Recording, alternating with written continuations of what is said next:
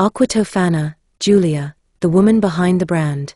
Written by Alana Sanchez, narrated by Vivienne. Copyright 2026 Alana Sanchez. All rights reserved. No part of this book may be reproduced, edited, copied, altered, printed, shared, unauthorized storage on electronic devices, or distributed without the written permission of the author. Author's note on sources and method. This book is written as historical nonfiction and true crime. It is grounded in surviving documentary evidence, read critically and with attention to the conditions under which that evidence was produced. Where certainty is not possible, this is stated plainly. Where interpretation is offered, it is distinguished from fact. Sources. No complete or uncontested archive of the Aqua Tofana cases exists. The historical record is fragmented, uneven, and shaped by loss. What survives comes primarily from 17th century Roman criminal proceedings, including interrogation summaries, verdicts, and sentencing records, preserved in ecclesiastical and civic archives. Contemporary and near-contemporary legal and moral writings, including sermons, pamphlets, and juridical commentary addressing poisoning, domestic crime, and female misconduct. Medical and pharmaceutical treatises from Renaissance and early modern Italy, which illuminate how illness, toxicity, and gradual decline were understood at the time. Later historical accounts, 18th, 19th century, which preserve names and narrative structures not always traceable to extant primary records, and which must therefore be treated with caution. Modern scholarly analyses of early modern crime, gender, marriage law, medicine, and confession culture, used to contextualize and interpret the evidence rather than to supply missing facts.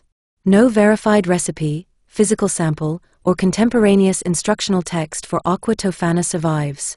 Claims about composition, dosage, and method appear primarily in testimony and later retellings and are therefore treated as attribution rather than established fact. Method. This book follows three guiding principles.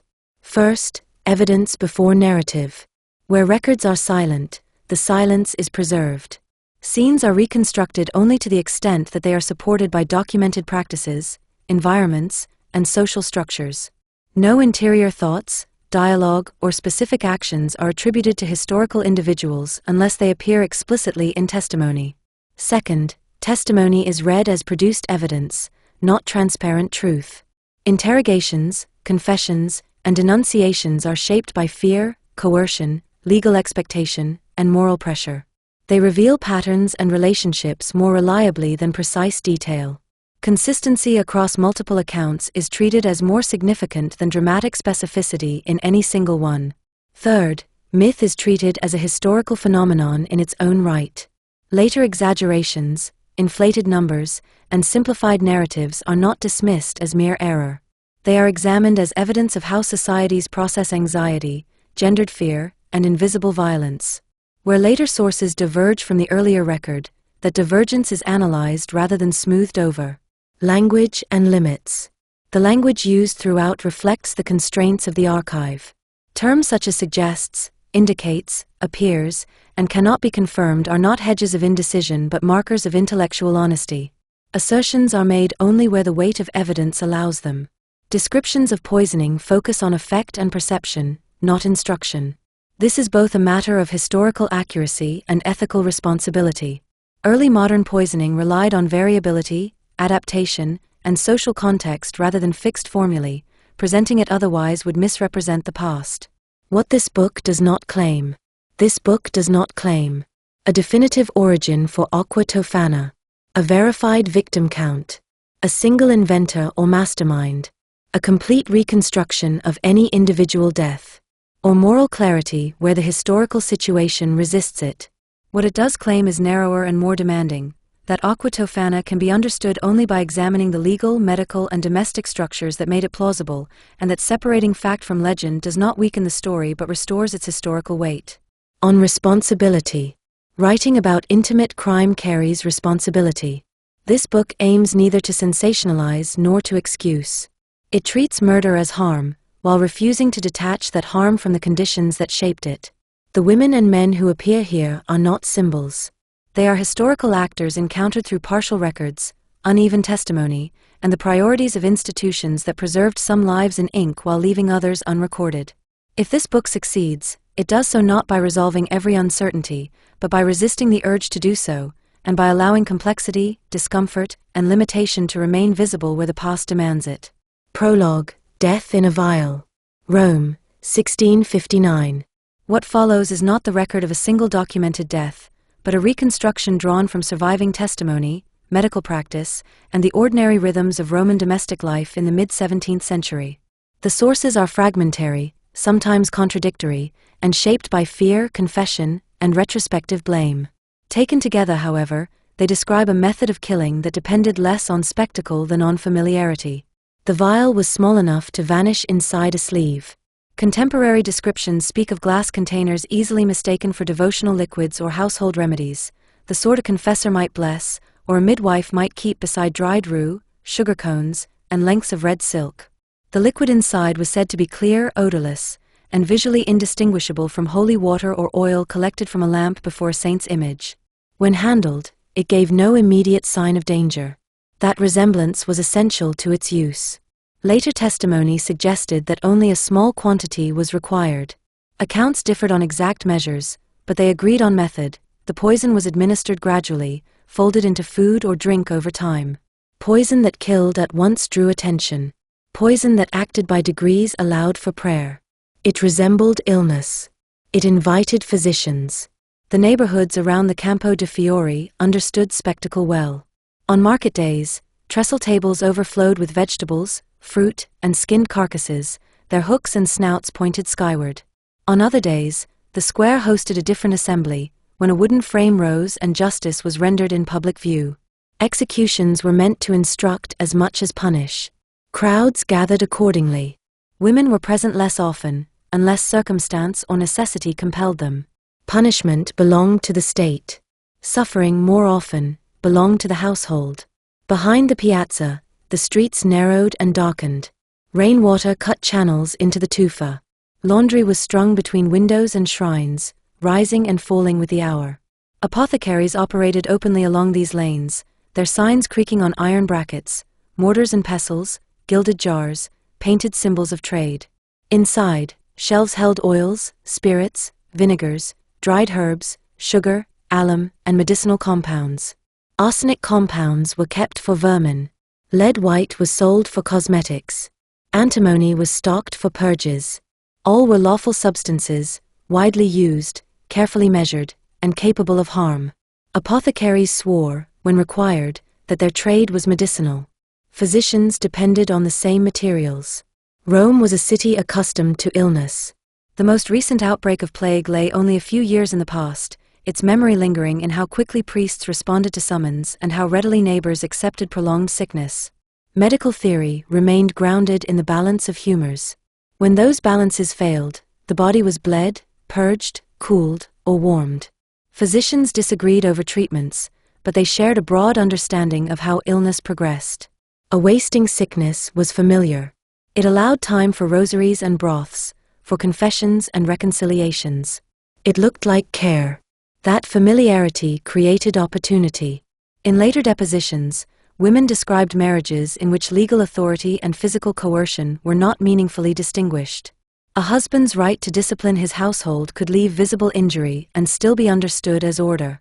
Marriage contracts bound property and reputation. Separation was difficult, annulment rarer still. The law preferred to maintain unions once made. Within that framework, some women testified that they prayed for change, for softening, for escape. Others admitted, under questioning, that they prayed to be widowed. The poison, according to those records, traveled through women. Not openly, and not without risk, but through social proximity that drew little attention: neighbors, midwives, healers, relatives, convent contacts. The structure of this circulation can only be inferred. Trial testimony suggests coordination rather than chaos, repeated intermediaries, shared cautions, and an emphasis on discretion. Names appear, recur, and cluster. Trust mattered. Silence mattered more. In some accounts, the substance was referred to as manna, not the biblical bread, but oil said to have been collected from a saint's lamp, bottled with devotional images and sold as a sacred aid. Such liquids were common in early modern Italy and moved easily between homes. They were swallowed, rubbed on the skin, mixed with food, or kept for emergencies. Whether the poison was always disguised in this way cannot be proven. What can be said is that religious framing reduced suspicion and lent moral cover to a transaction otherwise unthinkable. Descriptions of the illness that followed are consistent in outline, if not in detail. The first signs were mild and easily explained: stomach discomfort, coughing, fatigue. Later came weakness, bowel distress, fever, and thirst. The sick man took to his bed. Servants moved more quietly. Physicians were called. One might blame corrupted air or dietary excess and order a purge. Another might recommend strengthening broths or fresh produce. None of these responses, as described in testimony, required the assumption of poison. On the contrary, gradual decline confirmed prevailing medical expectations. Throughout this period, observers noted the diligence of wives and servants. Clean chambers were praised. Patience was commended.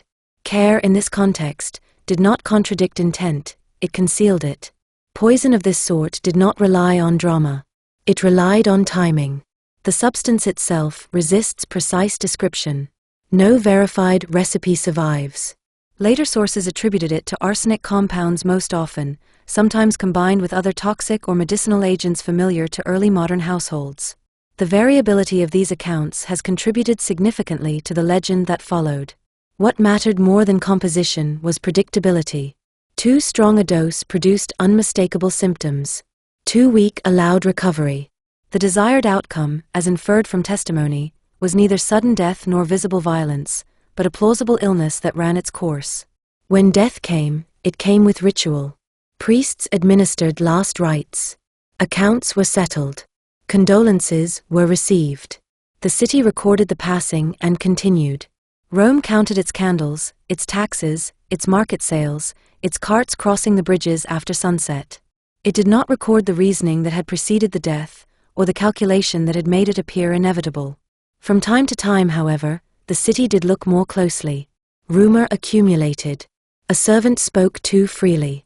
A confession reached the wrong ear. Certain names began to surface at the edges of multiple stories, not always as principal actors, but as points of contact. Among them was the name Giulia Tofana.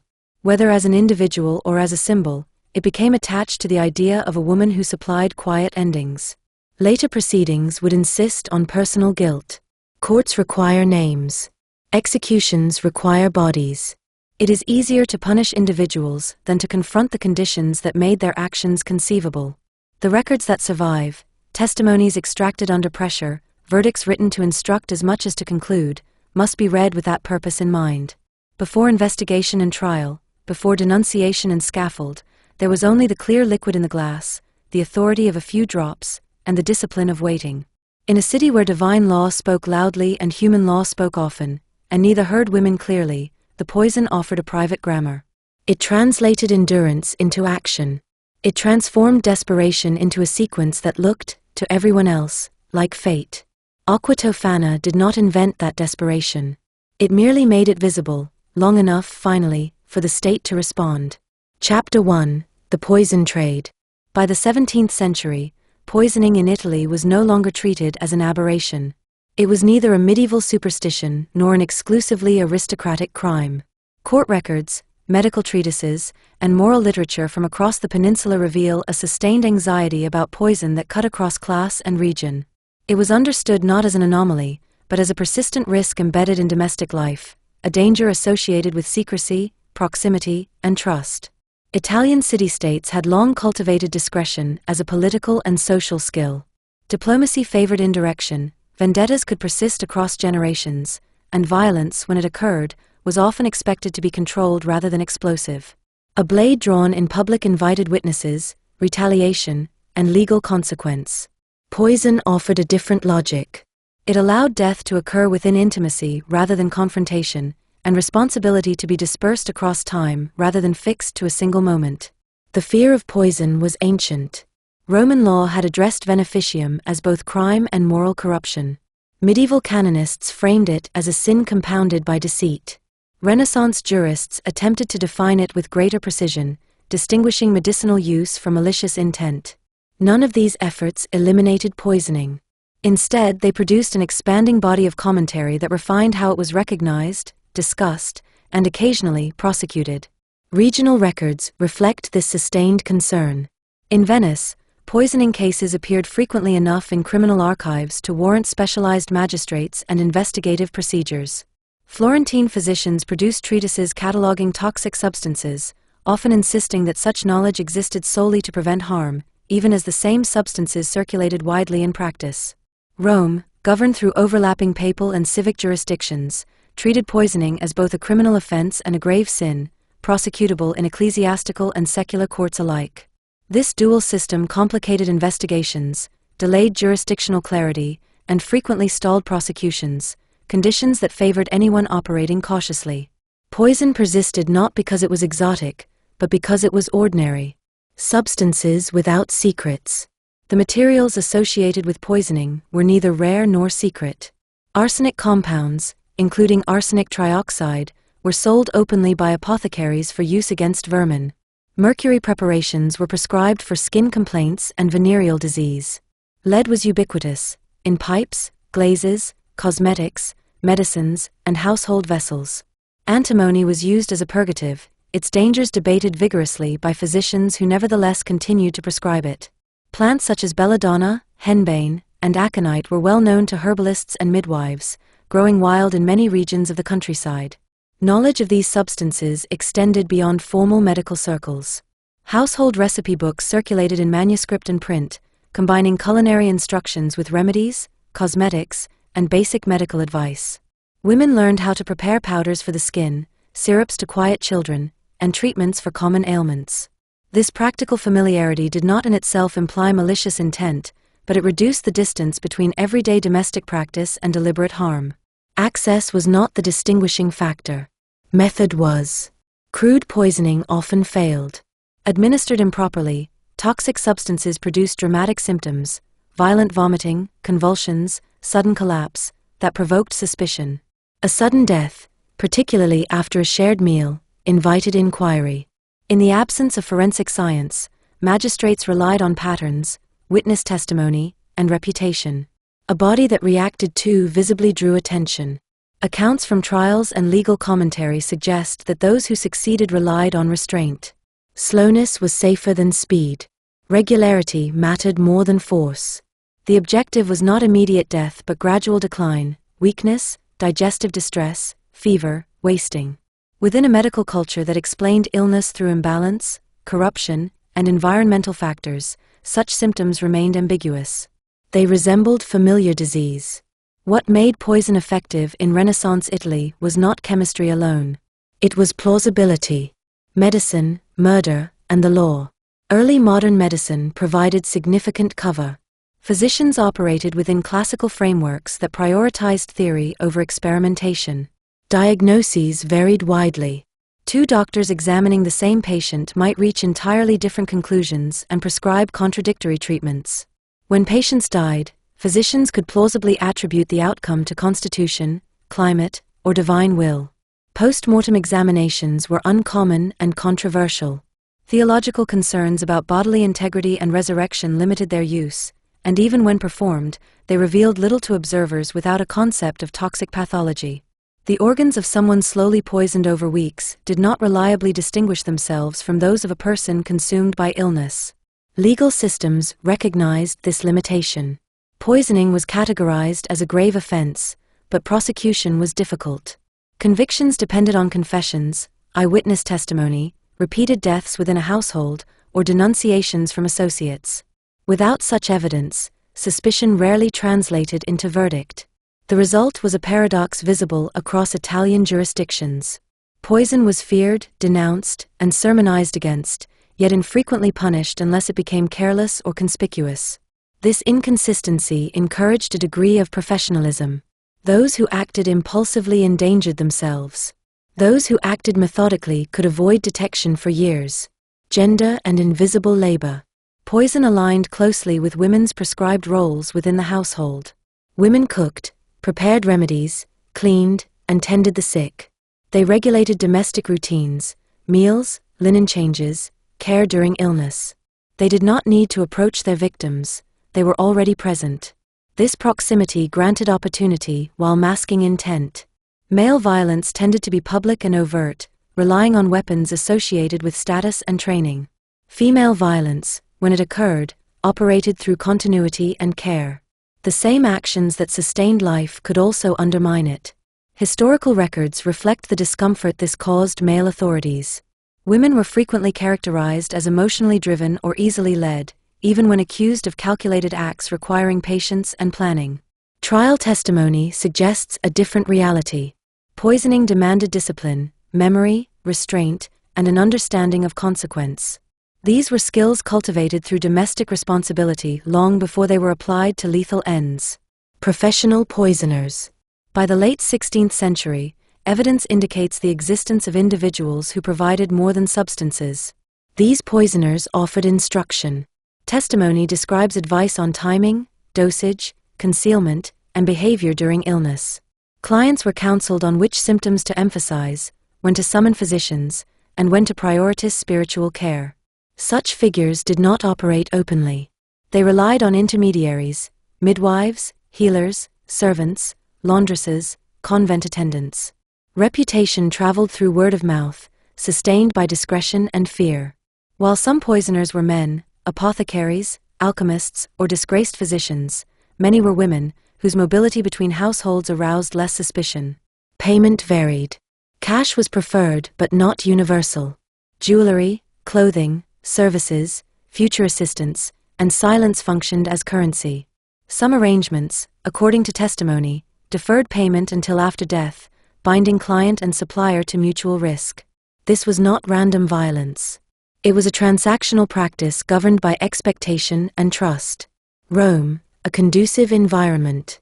Rome provided particularly favorable conditions. It drew pilgrims, clerics, widows, migrants, and the displaced. Family networks were often weak. Marriages were contracted quickly for security. Moral scrutiny was intense, but enforcement uneven. Courts were numerous and overburdened, prisons crowded, public punishment selective. Marriage law in the Papal States strongly favored permanence. Divorce was not recognized. Annulments required narrow proofs, invalid consent, impotence, close kinship, and were far easier for men to pursue successfully. Domestic violence, unless extreme, remained largely a private matter. A husband's authority over his wife's body was assumed within broad limits. For women trapped in violent or exploitative marriages, options were limited. Flight risked destitution. Convent life required a dowry often beyond reach. Family intervention depended on male relatives willing to challenge another man's authority. Many women had no viable recourse. Within this framework, poison appeared not as rebellion but as resolution. From individual acts to networks. What transformed poisoning from isolated acts into a sustained phenomenon was coordination. Individual crimes left traces. Networks distributed risk. Evidence from Rome, Sicily, Naples, and Milan suggests loosely connected systems rather than rigid hierarchies. Poisoners shared knowledge, referred clients, and protected one another through silence. Convents, far from being sealed spaces, functioned as points of contact for widows and abandoned wives, facilitating information exchange. Religious symbolism played a practical role. Bottles disguised as holy water, medicinal tonics, or cosmetics deflected suspicion. Saints' images exploited the inseparability of faith and daily life. To question such an object risked impiety. This framing altered perception. The poison was presented not as a weapon but as assistance. Responsibility diffused across circumstance, substance, and supplier. In this logic, the poisoner did not kill. She enabled. Fear, fascination, and silence.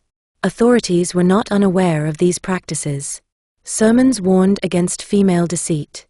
Pamphlets circulated tales of wives poisoning husbands for lovers or money. When trials occurred, they were public and exemplary. Yet exposure carried risk.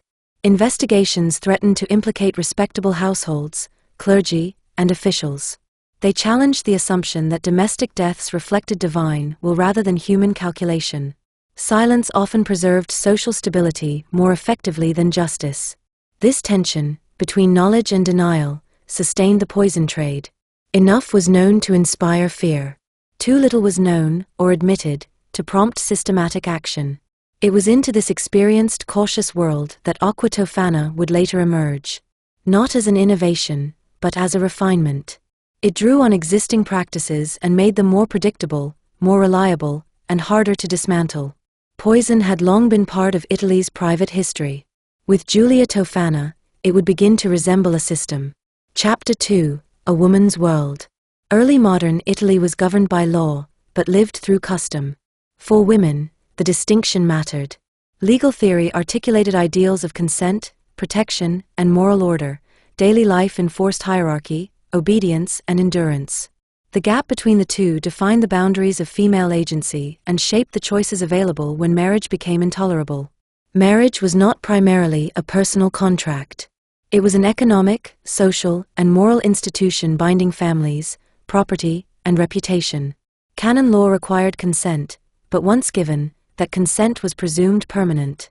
In practice, marriages were negotiated by male relatives, formalized through dowries, and regulated by community expectation as much as by statute. A woman entered marriage with obligations that were clearly defined. Her means of exit were not consent and constraint. The Council of Trent, 1545 to 1563, reaffirmed marriage as a sacrament, indissoluble except under narrowly defined circumstances. It required formal ceremony and witnesses, a measure intended to curb clandestine unions, but it did little to alter the power dynamics within marriage itself. Consent at the altar did not imply equality thereafter. Once married, a woman was legally subordinate to her husband. He controlled household finances, determined residence, and exercised disciplinary authority. Legal commentators acknowledged limits to this authority in theory, condemning excessive cruelty. In practice, enforcement was inconsistent. Bruises, confinement, and coercion were often framed as domestic correction rather than abuse. Court records across Italian states reveal a pattern. Women who complained of violence were frequently urged toward reconciliation. Magistrates and clerics alike prioritized household stability. Intervention was more likely when violence threatened public order than when it damaged a woman's body. The law did not deny that harm occurred. It simply weighed it against other interests and often found it insufficient to justify separation. Separation without freedom. Formal separation was possible, but rare and restrictive. A separatio immensa et thura, separation from bed and board, allowed spouses to live apart without dissolving the marriage. It did not permit remarriage. Financial arrangements remained contested, and women who sought separation often found themselves economically vulnerable. Annulment, which declared a marriage invalid from the outset, was theoretically available but practically inaccessible. Grounds were narrow: lack of consent, impotence, close kinship. Proof was difficult, and proceedings favored men with resources, connections, or sympathetic patrons. Women who pursued annulment risked public scrutiny of their bodies and reputations, a deterrent in itself. Divorce, in the modern sense, did not exist. For many women, therefore, marriage was not simply a binding contract but a near-permanent condition. Leaving it required extraordinary circumstances. Enduring it required resilience. Domestic violence as private order. Violence within marriage occupied an ambiguous legal and moral space. The husband's right to discipline was widely accepted, inherited from Roman law and reinforced by custom. The boundary between correction and cruelty was imprecise and rarely policed. Legal manuals and moral treatises condemned excessive brutality, but what constituted excess was undefined. Injuries that did not result in permanent disability or public disturbance were often dismissed. A woman's testimony carried limited weight, particularly when set against her husband's assertion of authority. The household was treated as a semi-sovereign domain. Interference was justified only when violence threatened to spill outward, disturbing neighbors or drawing scandal to the community. In this framework, suffering that remained contained was tolerated. This tolerance did not imply ignorance. Neighbors knew. Relatives knew. Clergy heard confessions. What was lacking was a mechanism, or will, to intervene meaningfully. Economic dependence. Marriage reshaped a woman's relationship to property. While dowries were theoretically protected, husbands managed them in practice. A woman's access to her own wealth depended on his goodwill or legal dispute. Widows, by contrast, enjoyed significantly greater autonomy, able to control property, conduct business, and make legal decisions independently. This distinction mattered profoundly. Widowhood represented not merely the loss of a husband, but the acquisition of legal personhood. Contemporary records reflect this reality. Widows appear frequently in contracts, court proceedings, and commercial transactions. Married women appear far less often, and usually through male representatives. For a woman trapped in an abusive marriage, widowhood could mean safety, solvency, and status. It was the only socially sanctioned exit that restored autonomy rather than diminishing it. Honor, reputation, and silence. Female honor was fragile and collective. A woman's behavior reflected on her family, her husband, and her community. Public complaint risked accusations of disobedience or moral failure. A woman who challenged her husband openly could be framed as disruptive rather than wronged. Sexual reputation was particularly policed. Accusations of adultery, whether true or not, could undermine a woman's credibility and justify further control. This imbalance discouraged resistance and rewarded discretion. Silence, under these conditions, was not passive. It was strategic. Women learned early how to manage appearances, how to absorb injury without visible complaint, how to maintain the outward performance of obedience. These skills were survival mechanisms. They were also transferable. Convents and constrained refuge. Religious life offered an alternative, but it was not freely available. Entering a convent required a dowry, often substantial. Families sometimes placed daughters in convents to reduce financial burden, but married women rarely had the means to choose this path independently. Some convents accepted women seeking refuge, but these arrangements were precarious. Husbands could petition for their wives' return. Church authorities often supported reconciliation over separation. A convent was not a guaranteed sanctuary, it was a temporary negotiation. Nevertheless, convents played an important social role.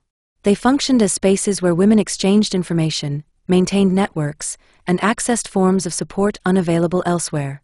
Their permeability, the movement of servants, suppliers, visitors, and confessors, made them conduits of knowledge as much as prayer. Agency within constraint. To describe early modern women as powerless is misleading. They exercised agency constantly, but within narrow margins. They negotiated, delayed, endured, adapted. They managed households, cultivated alliances, and protected their interests as best they could. When formal avenues failed, informal ones expanded. Remedies circulated. Advice was shared quietly. Solutions that could not be named publicly were discussed privately. Within this context, the appeal of poison becomes intelligible without being excusable. It was not an act of passion, but of calculation. It did not challenge the institution of marriage, it resolved an individual instance of it. It did not demand public recognition, it relied on private execution. Poison allowed a woman to act without appearing to act. It preserved honor while altering outcome. The moral economy of survival. Contemporary moral literature condemned female poisoners as monstrous, deceptive, unnatural. Yet the same literature acknowledged the conditions that produced desperation: violent husbands, immovable law, economic dependence. This contradiction runs through trial records and sermons alike. Women accused of poisoning were often described simultaneously as ignorant and cunning, passive and manipulative. These inconsistencies reflect not confusion but anxiety. Poison exposed a fault line in the social order. It revealed how thoroughly women understood the systems that constrained them, and how effectively they could exploit those systems when survival demanded it. The law responded by personalizing guilt. Individual women were punished as aberrations, their actions framed as moral corruption rather than structural consequence. This approach preserved the legitimacy of marriage, authority, and hierarchy by isolating blame. It did not eliminate the conditions that made poisoning conceivable. Foundations for a market. By the mid-17th century, Italy had produced a generation of women for whom marriage offered limited protection and fewer exits. They inhabited households where injury could be routine and endurance expected. They navigated legal systems that prioritized order over safety and reputation over relief. In this world, a solution that promised discretion, plausibility, and finality held undeniable appeal. The poison trade did not arise in opposition to social order. It arose within it, shaped by the same values of secrecy, patience, and control that governed women's lives. It transformed domestic skill into lethal competence and suffering into strategy. When Aqua Tofana appeared in Rome, it did not introduce women to desperation. It addressed a population already trained to manage it. Chapter 3: Sicily's Dark Secret. Any account of Aqua Tofana eventually arrives in Sicily. The island appears consistently in later narratives as the birthplace of both the poison and the woman most often credited with its invention. Yet Sicily's role in this history is more difficult to define than legend suggests. What survives in the record is not a clear origin story, but a set of attributions layered over time, shaped by geography, gender, and the logic of retrospective blame. The figure most closely associated with these origins is Tofana di Adamo. Her name appears intermittently in sources written decades after her supposed activities, often as a precursor to Giulia Tofana. What she did precisely, and how directly she contributed to the poison later known by Giulia's name, remain matters of uncertainty. What can be said with confidence is that Sicily provided conditions in which both toxic knowledge and informal distribution networks could plausibly develop. It was not unique in this regard, but it was particularly well suited to secrecy. Sicily as a liminal space. 17th-century Sicily was a place of overlapping authority and chronic instability. Governed by Spanish viceroys, it operated under layers of local custom, feudal privilege, ecclesiastical power, and imperial administration. Law was present, but uneven. Enforcement varied sharply between cities and countryside. Patronage mattered more than statute. Survival often depended on informal systems of protection. Poverty was widespread. Disease was common. Medical care was unevenly distributed and frequently mediated by non-professional healers. Women played a central role in this environment as midwives, herbalists, caretakers, and custodians of domestic medicine. Their knowledge was practical rather than theoretical, passed through apprenticeship and observation rather than formal study. Sicily's position within Mediterranean trade networks also mattered. The island sat at the crossroads of commercial routes linking Italy, Spain, North Africa, and the Levant. Substances moved easily: spices, metals, pigments, medicinal compounds.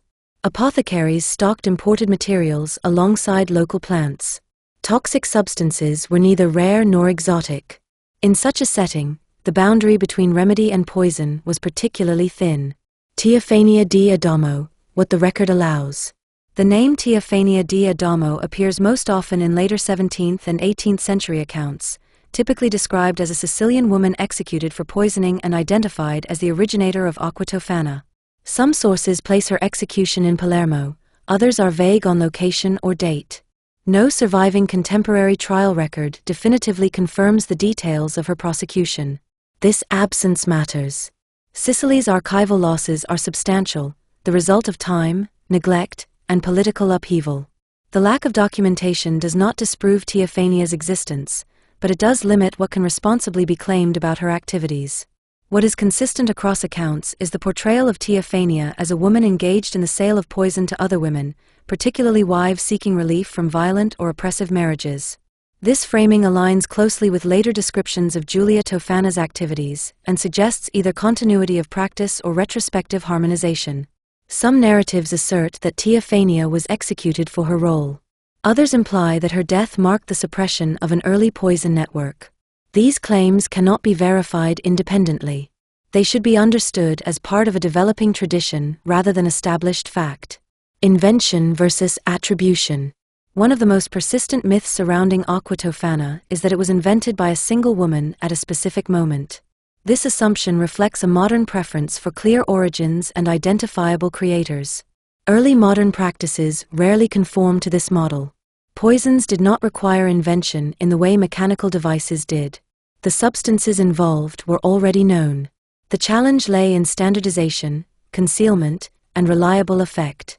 What later writers described as invention was more likely refinement, the development of a method that produced consistent results and evaded detection.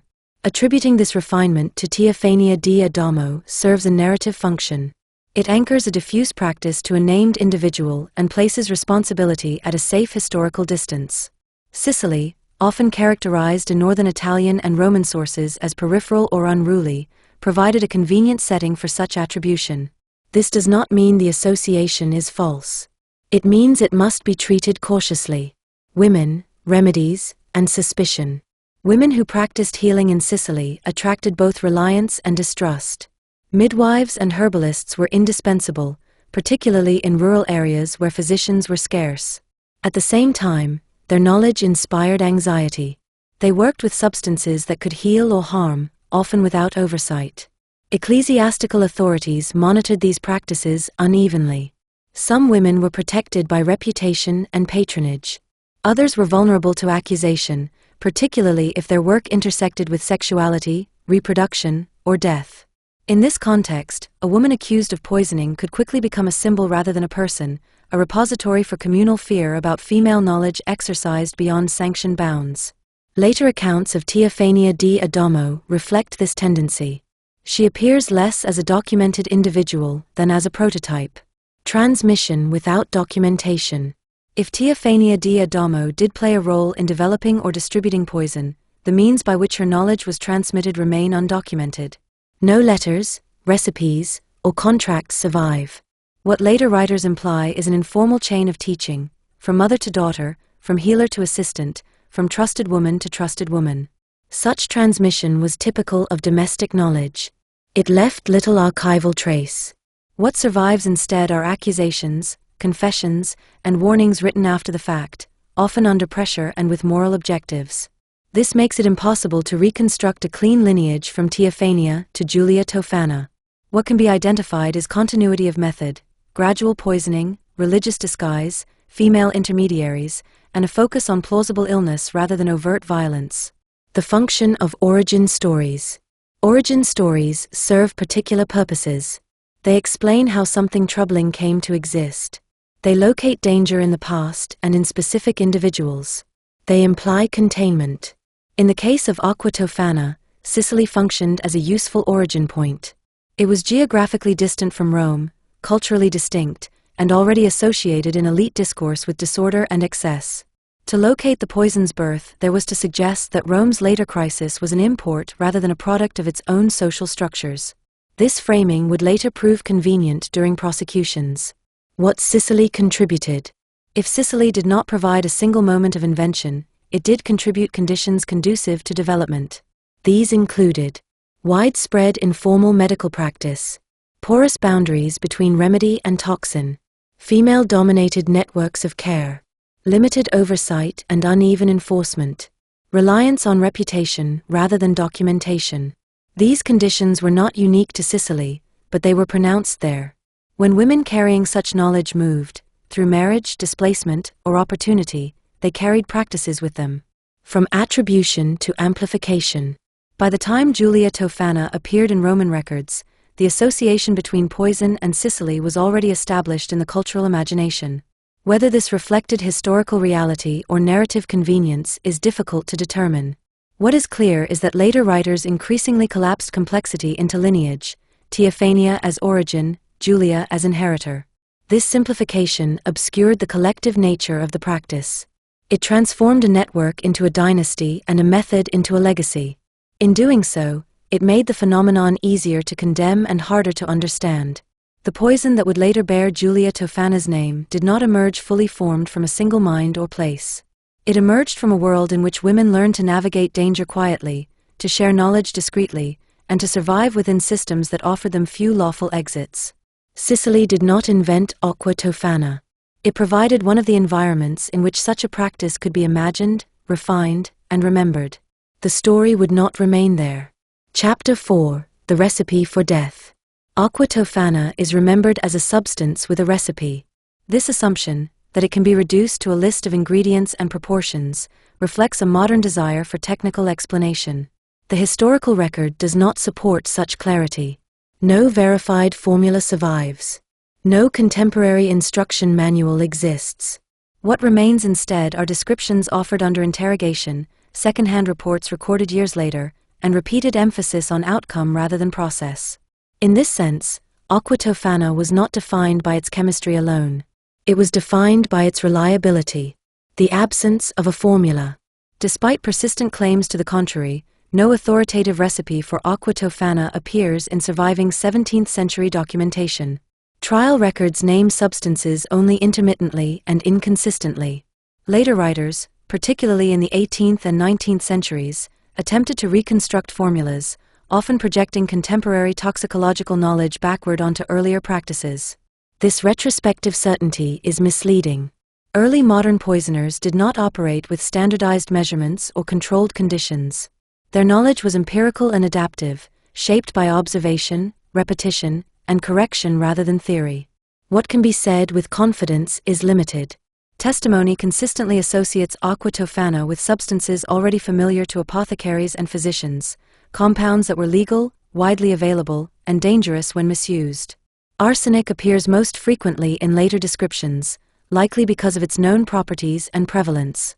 Other substances are mentioned sporadically, often without corroboration. These references should be read not as chemical documentation but as attempts by interrogators and witnesses to impose specificity on something that was understood primarily through its effects. Effect over composition. What distinguished Aqua Tofana in the accounts that followed was not novelty, but predictability. Witnesses and later commentators repeatedly emphasized that it acted gradually and consistently. Illness developed over time rather than erupting suddenly. Symptoms aligned with prevailing medical expectations: weakness, digestive disturbance, fever, wasting. This mattered. Sudden or violent reactions drew attention. Gradual decline did not. In early modern medicine, such deterioration was interpreted through the language of humors, corrupted air, diet, and constitution. Physicians expected illness to unfold unevenly. They anticipated fluctuations.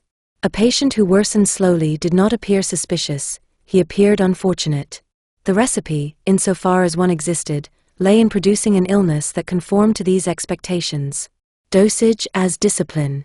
Later testimony frequently refers to small quantities administered repeatedly. These statements are often cited without context, creating the impression of precise dosing. In reality, such descriptions reflect retrospective rationalization rather than documented practice. What they indicate instead is discipline. The poison was not meant to overwhelm the body at once. It was meant to wear it down. Consistency mattered more than strength. Regularity mattered more than speed. Witnesses described an approach that balanced risk. Too much produced unmistakable symptoms, too little allowed recovery. The aim was a narrow path between these outcomes. Achieving it required attention, memory, and restraint. This discipline distinguished the method from impulsive acts of poisoning that failed conspicuously. It also distinguished professional suppliers from amateurs. The role of concealment. Equally important was concealment. Aqua Tofana was described as colorless, odorless, and easily mixed into food or drink. Whether this description applies uniformly is uncertain. It appears frequently in later accounts and may reflect an idealized version rather than an absolute reality. What is clear is that concealment extended beyond the substance itself. The method depended on routine. Meals were shared. Remedies were administered. Care was provided openly. Nothing in the process required secrecy that deviated from normal domestic behavior. The poison did not need to be hidden if it appeared to be medicine. Religious framing. Many accounts emphasize the use of devotional imagery. Bottles bearing saints' images, substances presented as holy water or lamp oil, and references to blessed liquids recur in testimony and later retellings. Such framing served multiple purposes. It deflected suspicion. It eased moral hesitation. It exploited the deep integration of religious practice into daily life. Sacred substances circulated freely and were consumed without question. Whether all poison was disguised in this way cannot be established. What can be established is that religious framing, when used, provided both practical and psychological cover. It transformed an act that might otherwise be perceived as murder into one that felt sanctioned, or at least softened by association. Instruction without writing. If Aqua Tofana functioned reliably, it did so without written instruction. Knowledge was transmitted orally and practically. Clients were advised how to administer the substance, how to interpret symptoms, and how to behave during illness. This advice appears repeatedly in testimony, though rarely in consistent detail. Such instruction did not require chemical explanation. It required familiarity with household rhythms, medical expectation, and social performance. Clients were coached on what to say to physicians, when to summon spiritual care, and how to avoid behaviour that might arouse suspicion. This guidance was as important as the substance itself. Testimony under pressure. All descriptions of Aqua Tofana's composition and use must be read through the lens of coercion.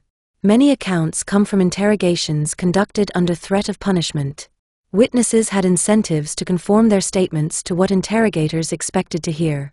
This dynamic explains both the repetition of certain elements, arsenic, gradual illness, female intermediaries, and the inconsistencies that surround them. The record reflects a negotiation between authority and fear as much as an objective account of practice. As a result, certainty must remain limited. Patterns can be identified. Precision cannot. Why the method endured? Aqua Tofana endured not because it was chemically sophisticated, but because it was socially attuned. It operated within existing medical beliefs, domestic routines, and moral frameworks. It required no disruption of daily life. It left few traces that courts could reliably interpret. Most importantly, it addressed a specific demand, a means of ending a marriage without public violence, scandal, or loss of honor. The substance itself was only one component of that solution. The rest lay in timing, instruction, and silence. The myth of the master formula. Later fascination with Aqua Tofana has focused disproportionately on its supposed recipe. This focus obscures the reality of how poisoning functioned in early modern Italy.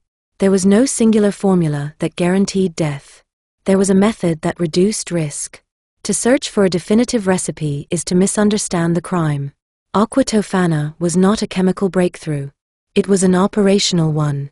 It took existing toxic knowledge and embedded it within a system of care, concealment, and expectation. It made killing resemble illness and intention resemble patience.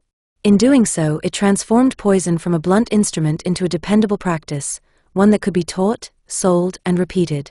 The next step in this history was not chemical innovation, but expansion.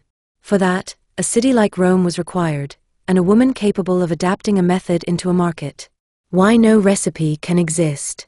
Readers searching for a definitive recipe for Aqua Tofana are responding to a modern instinct, the belief that crimes have technical solutions, and that understanding the mechanics explains the act. Early modern poisoning does not conform to this logic. No verified formula survives because Aqua Tofana was never a fixed chemical product in the modern sense. It was a method. Its effectiveness depended on variability rather than precision, on adjustment to bodies, circumstances, and opportunity.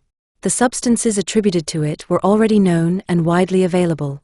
What distinguished Aqua Tofana was not what it contained, but how it was used. Knowledge circulated orally, not in writing. Instructions were adapted to individual households. Dosage was inferred through observation rather than measurement. Even among those accused of supplying the poison, testimony reveals inconsistency rather than standardization. This was not secrecy for its own sake, it was necessity. Written instructions created evidence. Uniform recipes created patterns. Both invited detection. Later attempts to reconstruct Aqua Tofana's composition reflect the priorities of their authors rather than the realities of 17th century practice. 18th and 19th century writers, working within emerging toxicological frameworks, imposed precision where none had existed. In doing so, they transformed a social practice into a chemical mystery. The absence of a recipe is not a gap to be filled. It is evidence of how the poison functioned. Aqua Tofana endured precisely because it could not be reduced to a formula. It lived in discretion, adaptation, and silence, conditions that resist documentation by design. Chapter 5, From Palermo to Rome. Giulia Tofana enters the historical record unevenly. Her name is central to later accounts of Aqua Tofana, yet the details most often repeated, her birthplace, her family line, the moment she invented the poison, the path by which she reached Rome, are rarely anchored to contemporary documentation. What survives with greater clarity are traces left by prosecution, testimony, accusations, and the legal logic that attempted to reduce a diffuse practice to individual guilt. This chapter therefore requires a method different from narrative tradition. Giulia Tofana cannot be treated as a fully documented protagonist from the outset. She must be approached as historians approach many women in early modern criminal histories, through the partial, pressured, and often hostile sources that mention them, and through the social conditions that make their reported activities plausible. The objective is not to restore certainty where the archive does not permit it, but to distinguish between three things: what can be supported, what can be inferred, and what belongs to later myth. The problem of origin. Many later retellings situate Giulia Tofana in Palermo and connect her directly to Teofania di Adamo, often described as her mother or mentor. These claims appear frequently enough to shape popular understanding, but they are not securely established by surviving primary sources. The relationship between Teofania and Giulia is asserted most confidently in later narratives, where lineage functions as explanation, a secret formula passed from one woman to another. The record does not confirm such a neat transmission. What it does suggest is that Sicily was widely associated with poisoning in the 17th century imagination, and that the name Tofana became attached to that association. Sicily's reputation for instability, coupled with the distance between island and capital, made it a convenient place to locate origins. When Roman authorities later faced a poisoning scandal, an external source of danger offered rhetorical advantage. It implied that the city had been infiltrated rather than confronted by its own domestic reality. This does not exclude the possibility of Sicilian origins. It places them where they belong, as plausible, repeatedly asserted, but not definitively proven. Movement and opportunity. Whether Giulia Tofana traveled from Palermo to Rome as an adult, arrived earlier through family movement, or emerged in Rome without documented migration is difficult to establish. Records of ordinary travel and relocation, particularly for women without property or official office, are sparse. Women moved for marriage, service, refuge, and opportunity. Many left no paper trail until they appeared in parish life, court disputes, or criminal proceedings. What can be said is that Rome in the mid-17th century attracted precisely the populations among whom a discreet poison trade could flourish: migrants with limited kin protection, widows managing precarious independence, servants embedded in households not their own, and women in marriages formed under pressure. Movement into Rome did not require grand ambition. It required necessity. If Giulia Tofana entered this environment, she entered a city already primed for the practice she would later be accused of systematizing. Rome as a market, not a stage.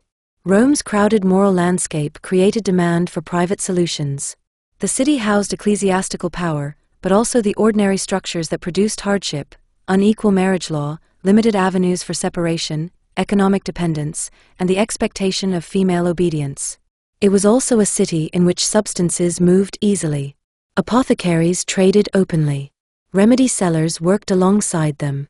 Devotional liquids circulated through churches, shrines, and households.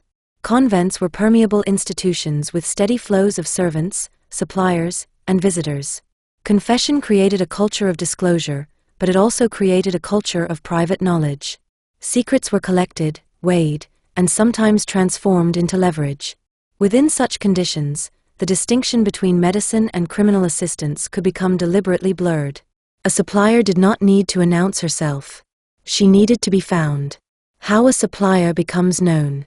In surviving descriptions, poison networks function through reputation rather than advertisement.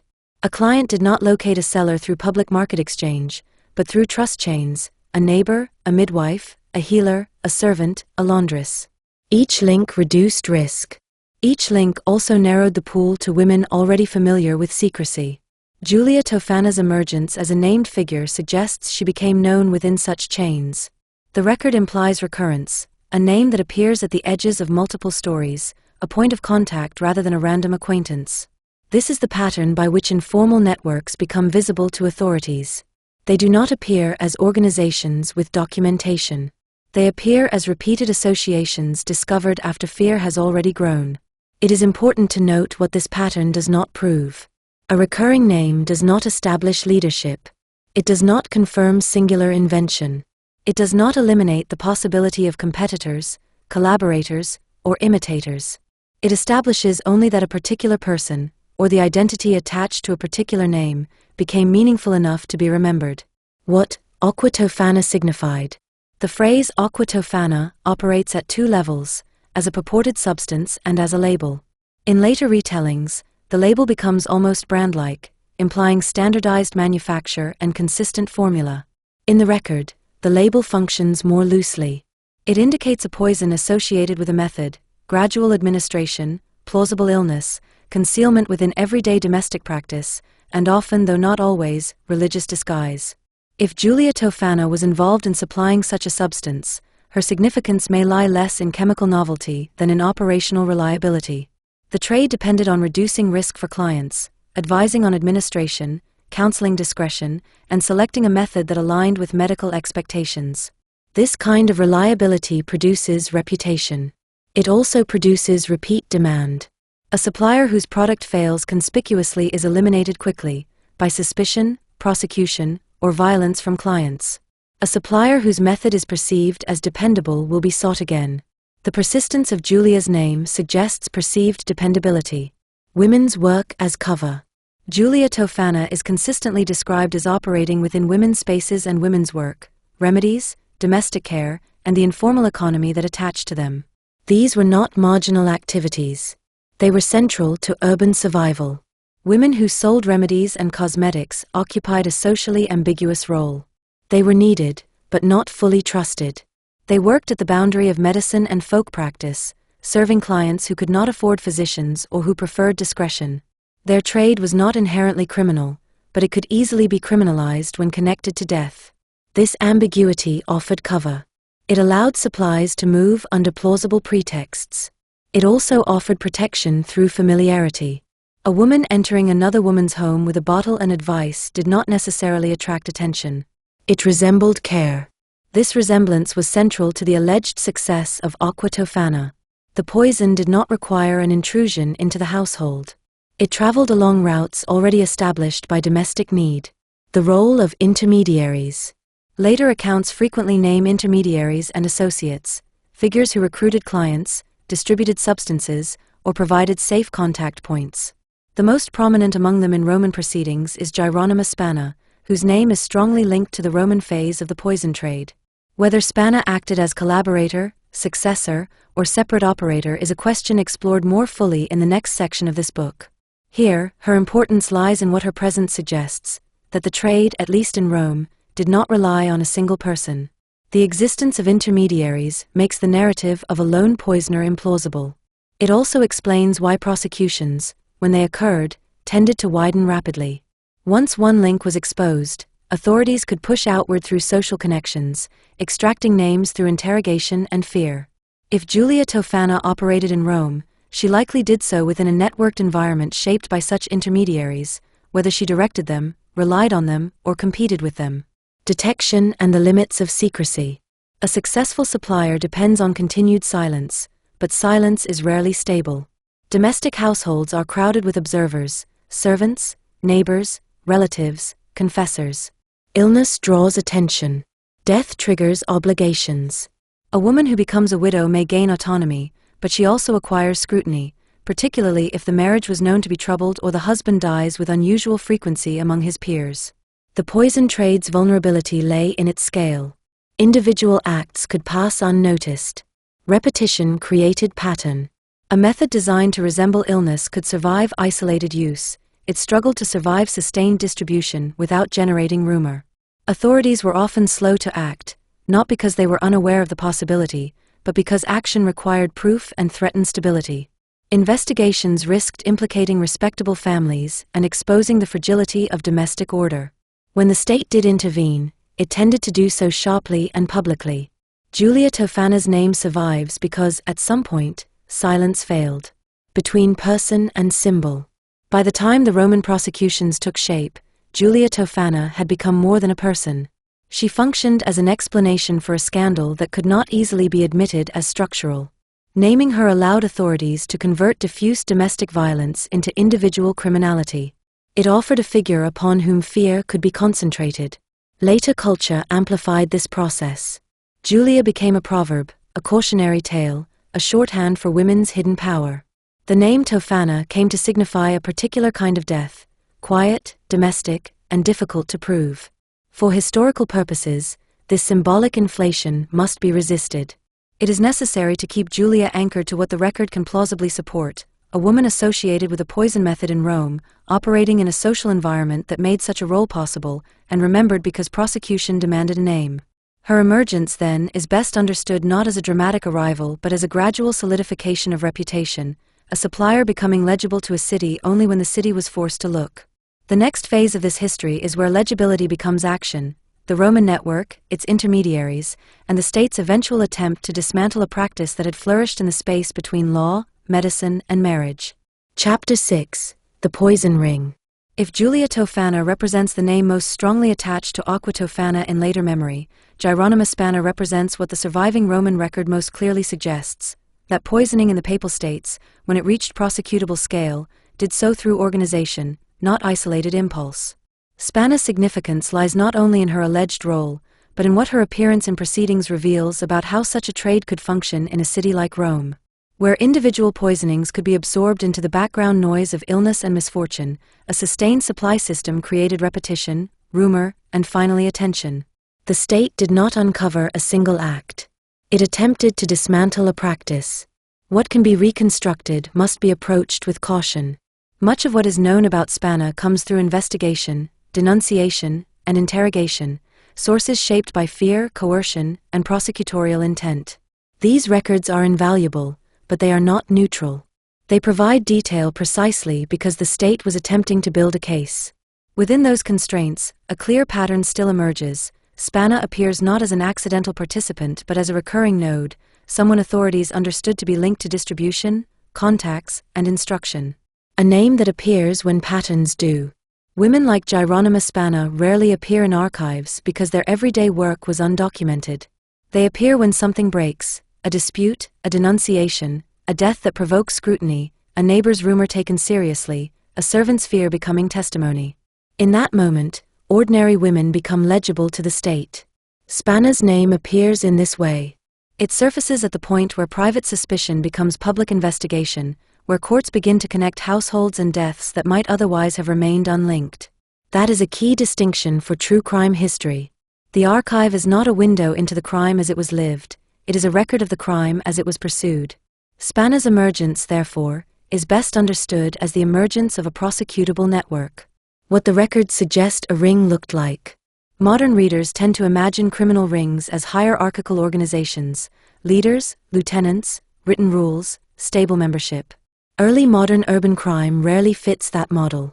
Networks were typically relational, sustained by proximity, familiarity, and shared risk rather than formal structure. The evidence associated with Roman poisoning prosecutions suggests a network characterized by intermediaries rather than public points of sale, repeat contact routes, the same names connecting multiple accounts, female-coded spaces and labor, midwifery, remedies, household work, convent-linked exchange, instruction and coaching, not merely supply, compartmentalization, where not everyone knew everyone else. None of this proves central leadership. It does, however, support the inference of coordination, a method of distributing a dangerous service through channels designed to appear normal. Spana appears within this pattern as someone positioned to link people together. The business of trust. A poison trade cannot function without trust, because its product is not merely a substance. It is a promise that the supplier will not expose the client, and that the client will not expose the supplier. The more intimate the crime, the more fragile the trust. Roman domestic life created a paradox. It limited women's formal power while placing them at the center of household routines. Women knew one another through childbirth, illness, servants' gossip, markets, confession, and the informal negotiations that kept families functioning. These are the routes by which discreet knowledge traveled. A supplier could not openly advertise. She required a reputation strong enough to be sought and a process cautious enough to screen clients. Trusted intermediaries served that purpose. They provided introduction, assessment, and a buffer against denunciation. In testimony, intermediaries often appear as ordinary figures, women whose work already moved them between households. Their normality was their cover. Where Spana is identified as part of this system, her alleged role is less chemical than social, maintaining the pathways by which clients could find a solution that could not be requested publicly. The service was more than poison. A recurring feature of early modern poisoning cases is that successful administration required more than access to toxic substances. It required behavioral management, a way of performing innocence, grief, and care while an illness unfolded. For this reason, suppliers were often described not merely as sellers but as advisors. They coached clients on gradual administration rather than sudden dosing, how to speak about symptoms without inviting suspicion, when to call a physician and what to report, when to frame illness as spiritual trial rather than medical crisis, how to maintain domestic routine and avoid erratic behaviour. These themes appear repeatedly in poisoning prosecutions beyond Rome. They should not be read as a literal checklist, but as the type of guidance that courts found believable, and that clients likely sought. The product was therefore a package, substance plus advice, delivered through a relationship of secrecy. If Spana's name is associated with the Roman operation, it is within this broader service model, not simply providing a means of death, but providing a means of plausible death. Why Rome enabled a network. Rome's social and legal ecology made it unusually conducive to such practices. The city was crowded and transient, filled with migrants and servants, where family oversight could be weak. Ecclesiastical authority created intense moral scrutiny, but enforcement was uneven and often selective. Domestic violence, while recognized as a moral failing, was frequently treated as a private matter unless it disturbed public order. Courts were overburdened, investigations slow, and proof difficult. This produced an environment where suspicion could exist without action. Rumors could circulate without immediate prosecution. A discreet trade could function in the gap between what people feared and what the state could prove. It also meant that when action finally arrived, it tended to arrive sharply, through exemplary trials intended to restore moral order as much as enforce law. The limits of the archive. The temptation in true crime history is to narrate the network as if its internal structure can be fully known. The archive encourages this illusion by preserving names, statements, and asserted connections. But trial testimony has built-in distortions. Witnesses may minimize their own role. Defendants may shift blame onto others. Interrogators may push narratives toward familiar tropes: the mastermind, the corrupting woman, the witch-like healer. Coercion can produce conformity, repetition, and exaggeration. For this reason, the Roman record must be read not as a neutral map of the network, but as a prosecutorial reconstruction of it. Even so, certain features are difficult to dismiss. The recurrence of names and contact patterns suggests that poisoning was not merely opportunistic. It was sustained by relationships. Spana's role, as presented in the record, belongs to this relational reality. Women as both target and mechanism. Authorities confronted an uncomfortable contradiction. The methods described in Roman poisoning cases depended on skills cultivated by women's domestic responsibilities: cooking, nursing, administering remedies, managing illness. These activities were essential to household survival. They were also difficult to police without criminalizing women's ordinary labor. As a result, prosecutions tended to personalize the threat. Rather than address the conditions that allowed domestic killing to hide within ordinary care, the state focused on identifying and punishing particular women as corruptors. This framework shaped how Spana and her associates were described, not simply as criminals, but as moral polluters. The language of proceedings often blurred crime with sin and framed female knowledge as inherently suspect. The irony is that the same social order that relied on women's labor also created the concealment that made poisoning so difficult to detect. A trade that could not remain small. A network can endure only while it remains quiet. The more widely it operates, the more likely it is to encounter the unstable elements of urban life: frightened servants, quarreling neighbors, panicked clients, careless talk, opportunistic informers. Repetition creates statistical visibility long before it creates scientific proof. In Rome, the poison trade appears to have reached a scale that produced this visibility. It drew enough clients to generate a flow of rumor, enough rumor to attract notice, and enough notice to justify surveillance and prosecution. The network did not fail because poison was suddenly discovered as a concept. It failed because pattern overcame discretion. Spana's name survives because, at that point, authorities sought not only deaths but connections. Turning point. The Roman operation, whether loosely coordinated, partially overlapping, or actively organized, represents a turning point in the Aqua Tofana story. It marks the shift from private acts to a public problem, from domestic suspicion to state intervention. Giulia Tofana's name would later carry the legend. Girolamo Spana's name, preserved in proceedings, suggests the machinery beneath it, a system of introductions, advice, distribution, and silence. The next question is how that machinery was presented to the public, and how religious imagery, devotion, and everyday ritual were used to make a lethal substance appear not merely ordinary, but sanctioned. That is where the story moves next, into the marketing language of manna, into the devotional bottle, and into the disturbing ease with which faith could be repurposed as cover. Chapter 7: Manna of Death. One of the most persistent features of the Aqua Tofana story is its religious clothing. Accounts repeatedly return to bottles bearing saints' images, liquids described as blessed, and poison presented as if it belonged among the ordinary sacramentals of Catholic life. In later retellings this becomes theatrical: holy water turned wicked, piety weaponized, sanctity mocked. The historical reality is less dramatic and more practical. In 17th century Italy, devotional objects were everywhere. They moved through homes and streets as naturally as food and fabric.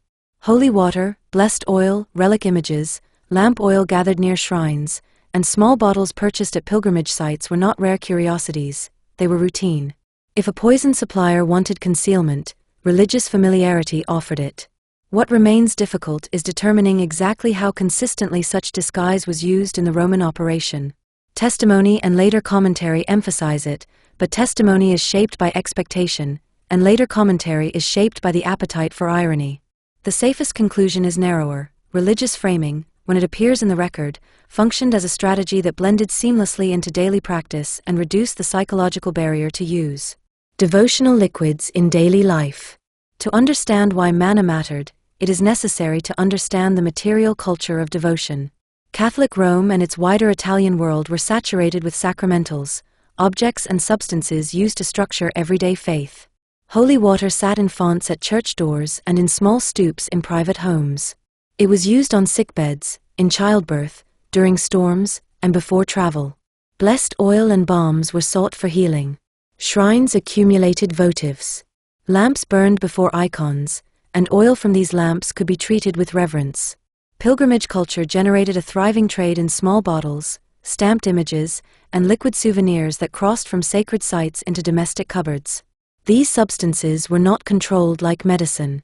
They were trusted because they were ordinary and because questioning them risked impiety. That trust created a cover more effective than any secrecy.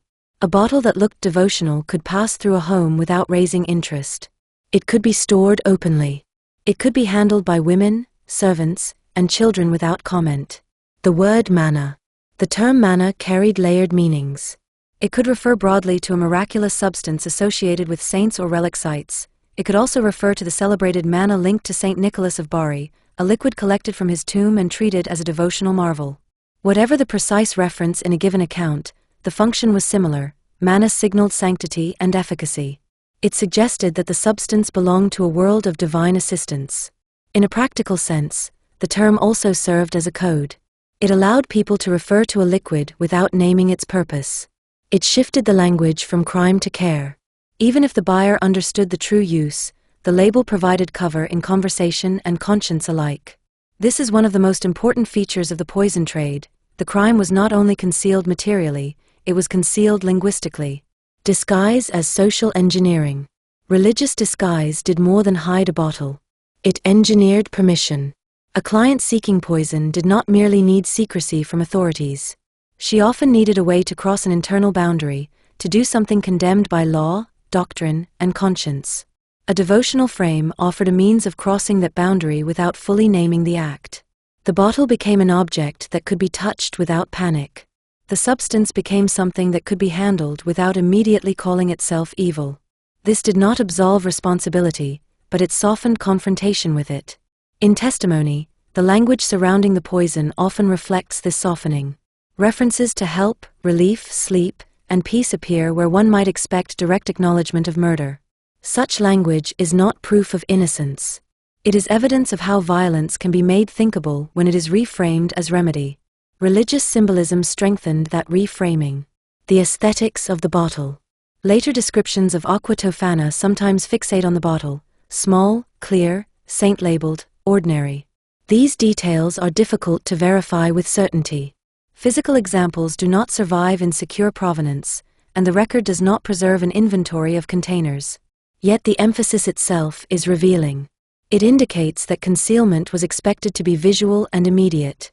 In a city where remedy bottles, perfume flasks, and devotional liquids were common, a small container required no special explanation. The bottle's power, therefore, lay in being forgettable.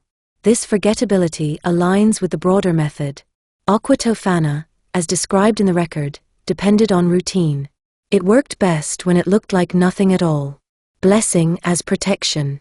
Some accounts suggest that bottles or liquids were blessed, or presented as already blessed. It is not possible to confirm whether clergy were knowingly involved, or whether blessing was part of the mythic embroidery that later writers found irresistible. The more defensible point is simpler: the culture of blessing itself provided cover. In Catholic practice, many ordinary objects could be blessed: water, oil, metals, rosaries, candles. A woman possessing a blessed liquid did not appear unusual. A woman applying it to a sick husband could appear devout. This allowed the act of administration to sit inside recognized religious behavior. If questioned, a wife could plausibly describe her actions as pious care rather than suspicious intervention. Conscience, confession, and moral management. Confession culture created both constraint and opportunity. On one hand, the expectation of confession reinforced moral boundaries. On the other, confession normalized secrecy. People confessed privately what they could not admit publicly. Priests became repositories of domestic suffering and domestic sin. In such a world, a woman contemplating poisoning could conceptualize her act not only as crime but as spiritual crisis to be managed. Prayer, devotional objects, and ritual offered emotional tools, ways to endure fear, to justify action, to reduce guilt, or to postpone moral reckoning. This does not require the assumption of cynical impiety. It requires recognition that religious life in 17th century Rome was not confined to churches. It structured emotion, decision-making, and daily routine. A devotional bottle belonged naturally to that structure. The public narrative, wickedness and warning. When authorities later moved against poison networks, religious disguise became narratively useful. It allowed the state to frame the crime as not merely murder but sacrilege, an attack on moral order itself. Pamphlets and sermons could present the poisoner as doubly corrupt, killing bodies and mocking faith. This framing served prosecution. It rallied public outrage and justified exemplary punishment. It also redirected attention away from domestic violence and legal constraint, locating the scandal in female wickedness rather than structural desperation. The language of manna thus functioned in two directions. Within the private trade, it offered cover and permission. In public prosecution, it offered scandal and condemnation. What can be concluded? Religious disguise is one of the most compelling aspects of the Aqua Tofana story precisely because it feels symbolically perfect. That symbolic perfection is a warning to the historian. It encourages embellishment. The surviving record supports the existence of devotional framing as a practical strategy, but it does not support the more theatrical claims that appear in later retellings. The safest conclusion is that religious material culture provided ideal camouflage and that the language surrounding the poison was crafted to make a forbidden act feel less abrupt and more permissible. Aqua Tofana did not require faith to function chemically. It required faith to function socially. The next question is who used it, not as a mythic category of wives, but as real women embedded in Roman households, facing real constraints, making decisions that could not be spoken aloud. That is where the narrative turns next, to the clients, and to the testimonies that reveal what desperation looked like when it reached for a vial. Chapter 8. The Clients. The Aqua Tofana story is often told as the biography of a supplier. In the surviving record, however, the trade only makes sense when viewed from the other side of the exchange, the women who sought it out. Without demand, there is no network. Without clients, there is no reason for secrecy to become system. The difficulty is that clients are the hardest to recover historically. Many deaths were never investigated. Many investigations left thin traces. When clients do appear in documentation, they usually do so in the least sympathetic circumstances, through accusation, denunciation, or confession, often under pressure. The record is therefore not a representative portrait of all women who may have used poison. It is a portrait of those who were exposed. Even within that limitation, the testimony reveals patterns. These women were not drawn from a single class or neighborhood. They were connected not by personality but by circumstance, marriage structures that limited exit, economic dependence that punished flight, and a domestic order that expected endurance while offering little protection. What the archive can and cannot show. A modern true crime reader expects individual backstories, names, ages, streets, motives, and scenes. Early modern records rarely provide this cleanly. Women were often identified relationally, as someone's wife, widow, servant, or daughter, rather than as independent legal persons. Their voices, when preserved, are shaped by the questions put to them, the language of clerks, and the stakes of survival. For that reason, the clients must be approached in two registers. What testimony states directly, the act, the stated reason, the named intermediaries. What can be inferred cautiously, the social pressures implied by their circumstances and the legal constraints framing their options. Anything beyond that becomes fiction. Who bought poison? The surviving record suggests that clients included women from multiple strata. Wives of artisans and tradesmen. Wives of clerks and minor officials. Women connected to merchant households. Servants acting within or alongside household economies. Widows navigating second marriages or disputes over property. This variety is important. It challenges the stereotype that poisoning was an aristocratic vice. Where poison appears in urban criminal records, it appears as an intimate crime of proximity, something done in kitchens, sick rooms, and shared beds. The trade was accessible because the household was accessible. The motives described in testimony. Testimony and contemporary commentary tend to cluster motives into familiar categories. These categories are not always reliable as psychological truth. They are legal and cultural frames used to make behavior intelligible to courts. The most common themes include violence and fear. Women described husbands who beat them, threatened them, controlled their movements, or made home life unsafe. In these accounts, poison appears as an act of survival framed as the only feasible escape. Economic desperation. Some women appear in records tied to disputes over dowries, debts, or inheritance. Widowhood could restore control over property. A husband's death could shift legal and economic standing overnight. The record does not allow an assumption of greed as the sole motive, but it does show how strongly money and security shaped domestic reality. Sexual coercion and humiliation. Some accounts imply, directly or indirectly, marital exploitation that could not be named openly without destroying the woman's reputation. The euphemistic language of the period makes this difficult to interpret with certainty, but it is a recurring undertone in cases involving cruelty and dishonor. Social and reputational entrapment. Even where violence is not explicit, the record repeatedly suggests trapness.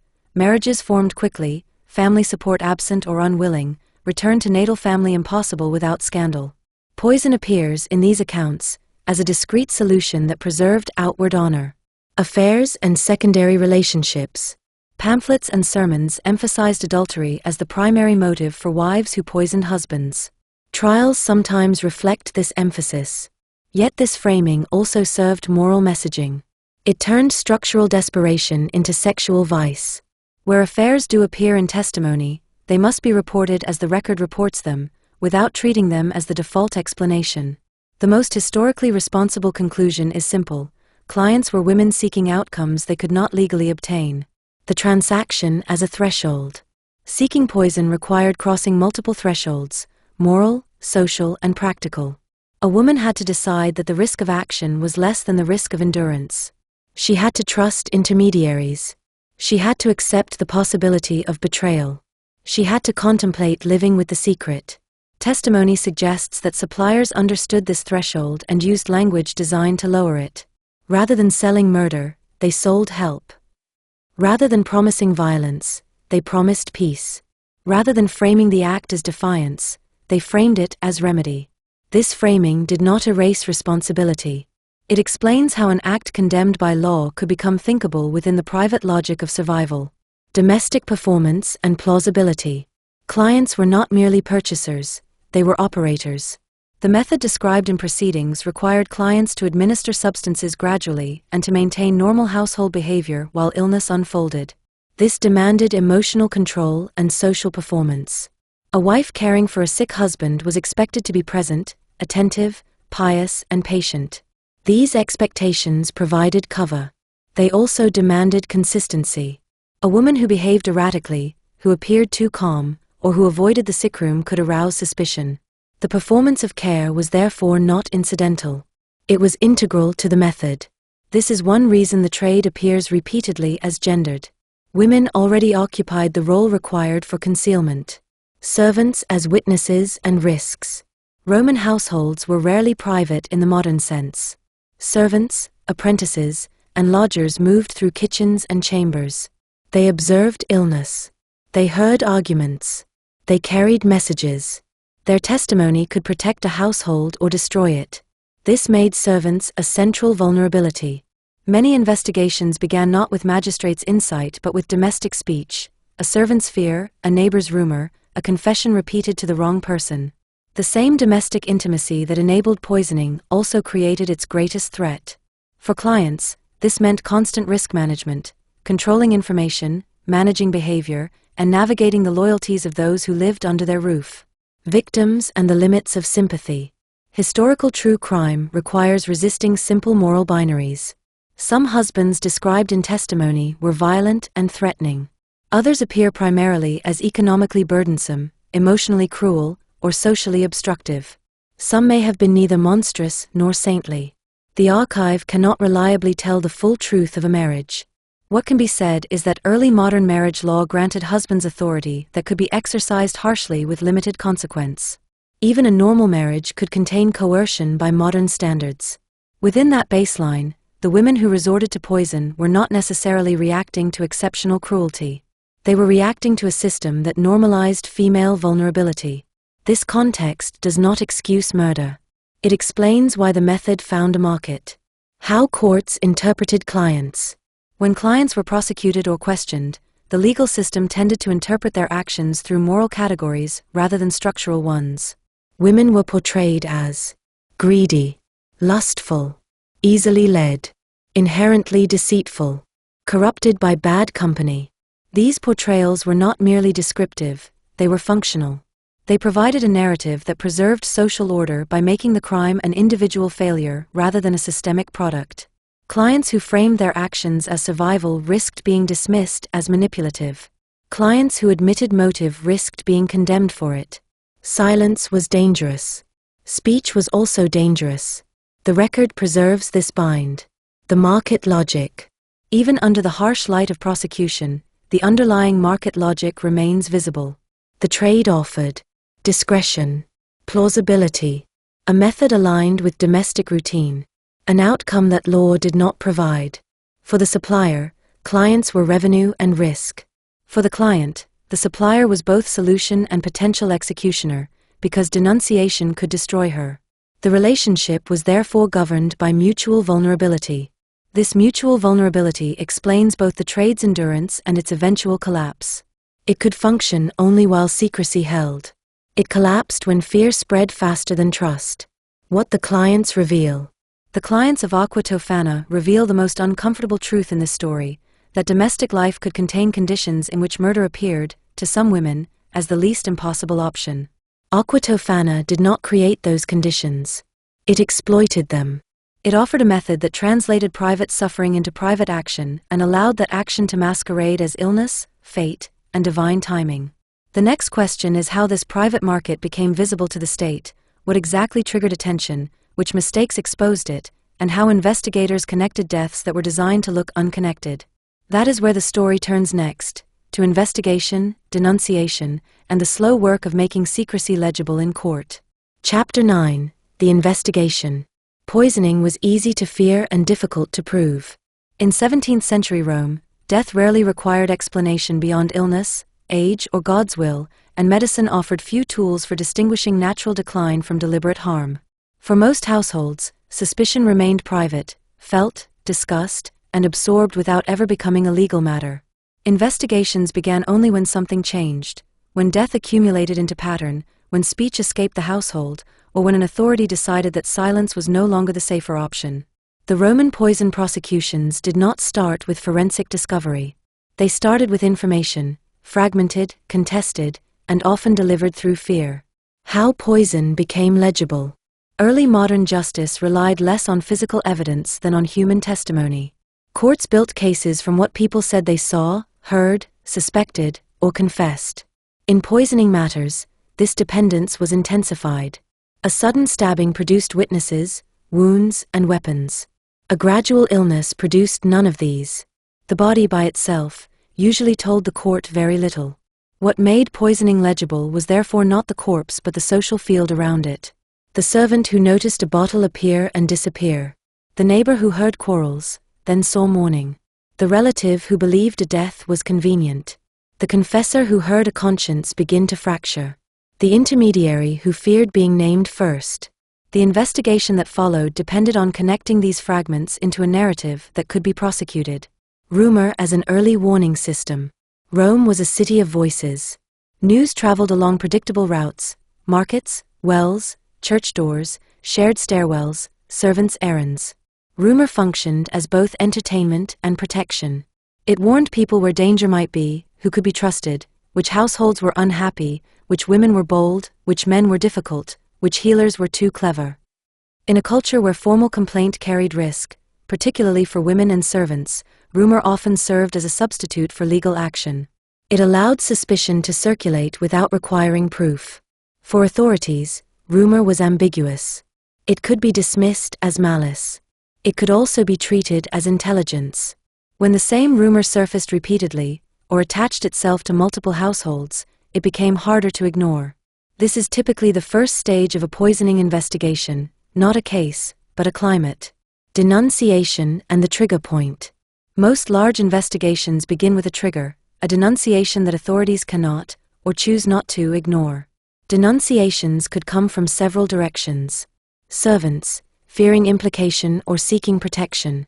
Neighbors, motivated by moral panic, hostility, or genuine concern. Relatives, often during inheritance disputes or family conflict. Rival healers or sellers, using the court to eliminate competition. Clients themselves, especially if the outcome did not unfold as expected or if the supplier demanded payment aggressively. Clergy, if confession produced information that could not be contained privately. The record in many early modern cases shows denunciation functioning less as altruism than as survival. People spoke because they were frightened, because they were threatened, or because they calculated that speaking first reduced their risk. Once a denunciation entered the legal system, it created momentum. Authorities were not only investigating a crime, they were managing public order. A poison panic suggested that domestic life, a space the state preferred to leave stable, had become unsafe. The first legal problem, establishing that a crime existed. Before identifying perpetrators, courts needed to establish that the deaths in question could plausibly be criminal. This was not straightforward. Symptoms described by witnesses, weakness, fever, wasting, diarrhea, were compatible with many illnesses. Physicians often disagreed. Records of treatment could be interpreted in multiple ways. And families had incentives to avoid scandal. For this reason, investigations frequently focused first on behavior, not medicine. Who handled food and remedies? Who had access to the sick room? Who controlled household purchases? Were there prior disputes, threats, or public quarrels? Did the widow's conduct during illness and mourning provoke comment? Were there unusual financial decisions immediately after death? This behavioral emphasis explains why poisoning cases so often turned into moral trials. When physical proof was scarce, character and reputation became evidence. Building the case, networks, not isolated deaths. A single suspicious death could be dismissed. Multiple suspicious deaths linked by shared names could not. Once investigators suspected supply beyond a single household, they looked for connections. Repeated intermediaries. Shared healers or remedy sellers. Similar rumors about a bottle or drops. Clients who knew one another. Contact points that appeared across neighborhoods. The investigative logic was not modern mapping, but it was recognizably systematic. Authorities sought the same story, appearing in different mouths. This is where figures like Girolamo Spanna became central. A person did not need to be caught administering poison to be considered dangerous. It was enough to be repeatedly named as a contact point. Interrogation as production of knowledge. Interrogation was the state's primary tool. It served two functions. Extraction, obtaining admissions, names and connections. Construction, shaping disparate testimony into a coherent prosecutable narrative. This second function is crucial for historical reading. Courts did not merely record what people said, they directed what could be said. Questions pushed witnesses toward specific details: who provided the substance, what it was called, how it was used, how often, by whom, and under what motive. Fear shaped answers. Witnesses had incentives to minimize their own roles and emphasize others. Defendants had incentives to deflect blame or name co-conspirators in exchange for leniency. In some cases, interrogation conditions could produce conformity, witnesses repeating rumors as if they were direct knowledge because that was what authority demanded. For historians, the value of interrogation is not absolute accuracy in each statement, but the pattern that emerges across many statements, especially when names and methods recur. The role of confession culture. Rome's religious structure affected investigation in complex ways.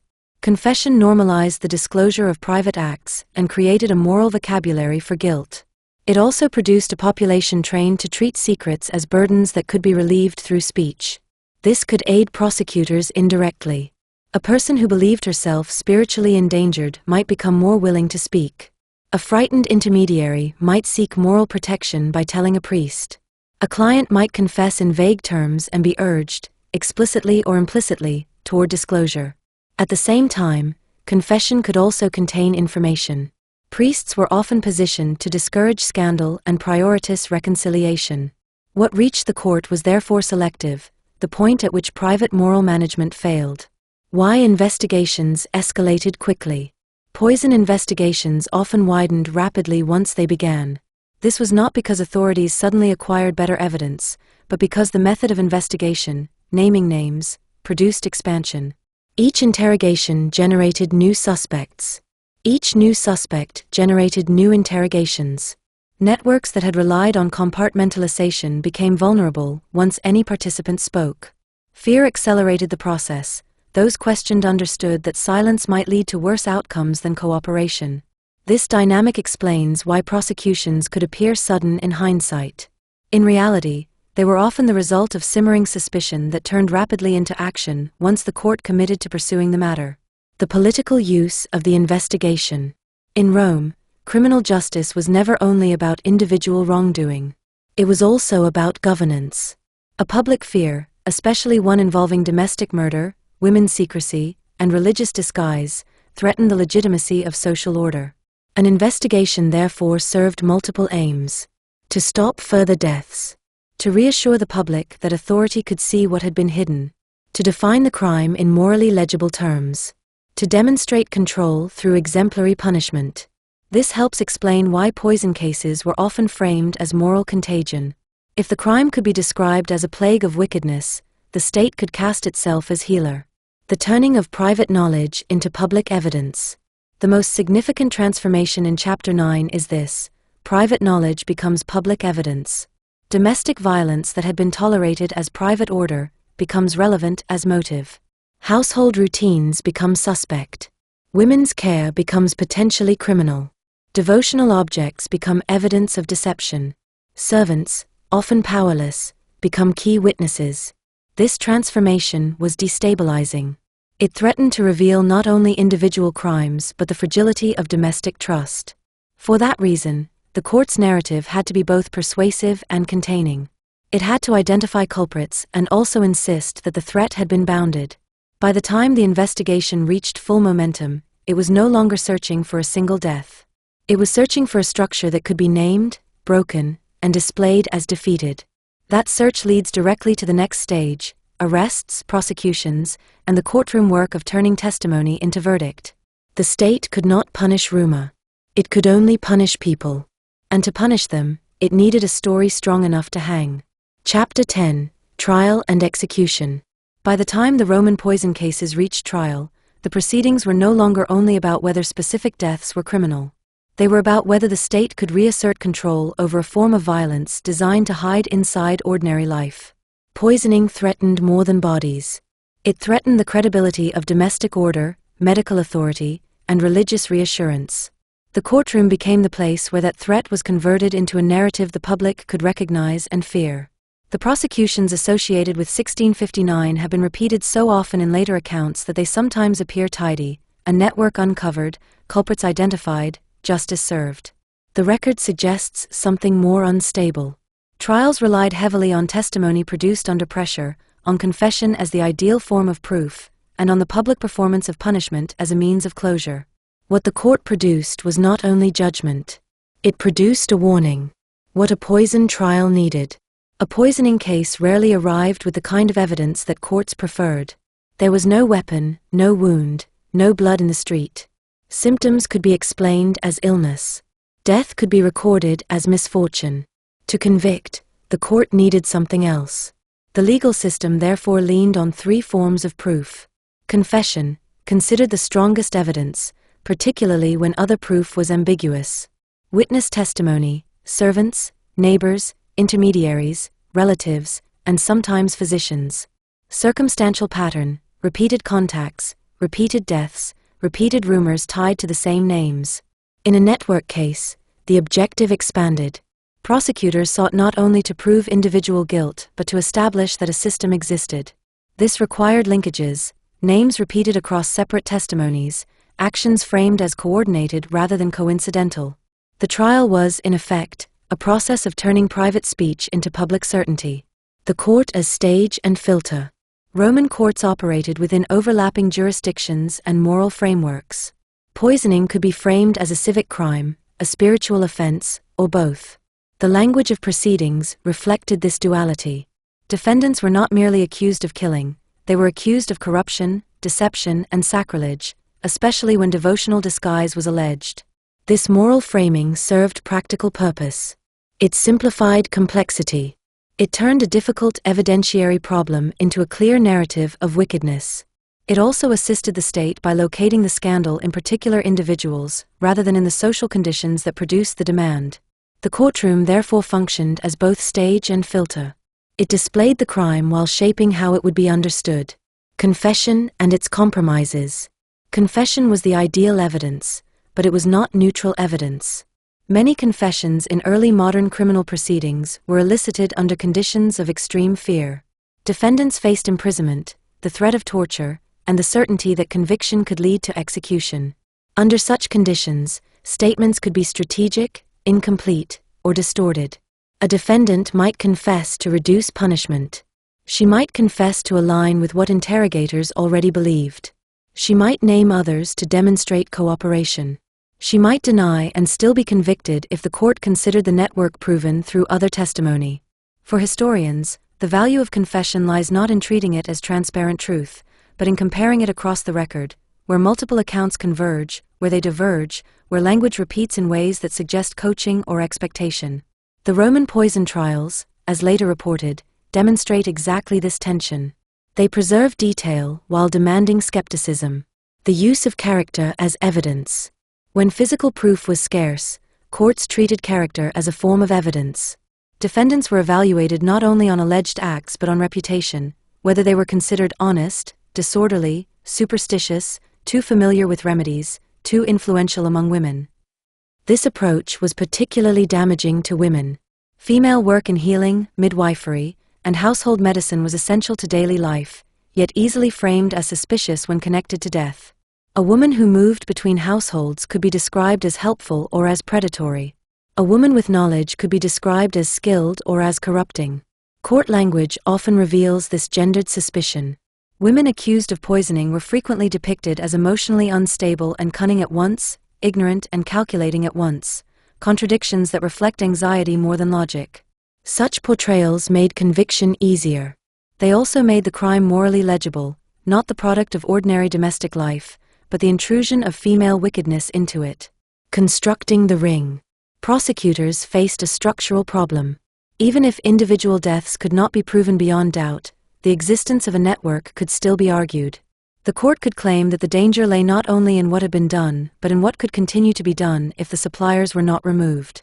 This is where the ring narrative became powerful.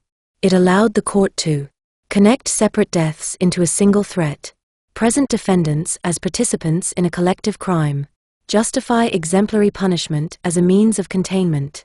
The cost of this narrative was simplification. A loosely connected set of intermediaries could be described as a coordinated conspiracy. A method that evolved through practice could be described as the product of a mastermind. Complexity collapsed into a story that could be punished. From the perspective of governance, this was not a flaw. It was the point. Sentencing as moral repair. Sentencing in such cases served more than retribution. It was a form of moral repair. The state needed to demonstrate that hidden domestic killing could be exposed and punished. It needed to reassure husbands that their authority remained intact and reassure the public that Rome was not a city where death could be purchased without consequence. Execution, therefore, was not merely the end point of trial. It was the trial's final argument. The choice of public execution site mattered. In Rome, punishment was conducted where crowds could gather and where the city could stage its authority. The Campo de' Fiori, with its market life and its history of public spectacle, offered precisely this setting, a space where commerce and justice could share the same ground. The crowd and the message. Public execution was designed to produce a specific emotional outcome, fear sharpened into obedience. It did not aim primarily to persuade through reason. It aimed to deter through spectacle. In poisoning cases, this message carried additional weight. The crime had been private and invisible. The punishment had to be public and undeniable. Where poison worked in secrecy, execution worked in display. Crowds did not gather only out of cruelty. They gathered because public punishment was part of civic life.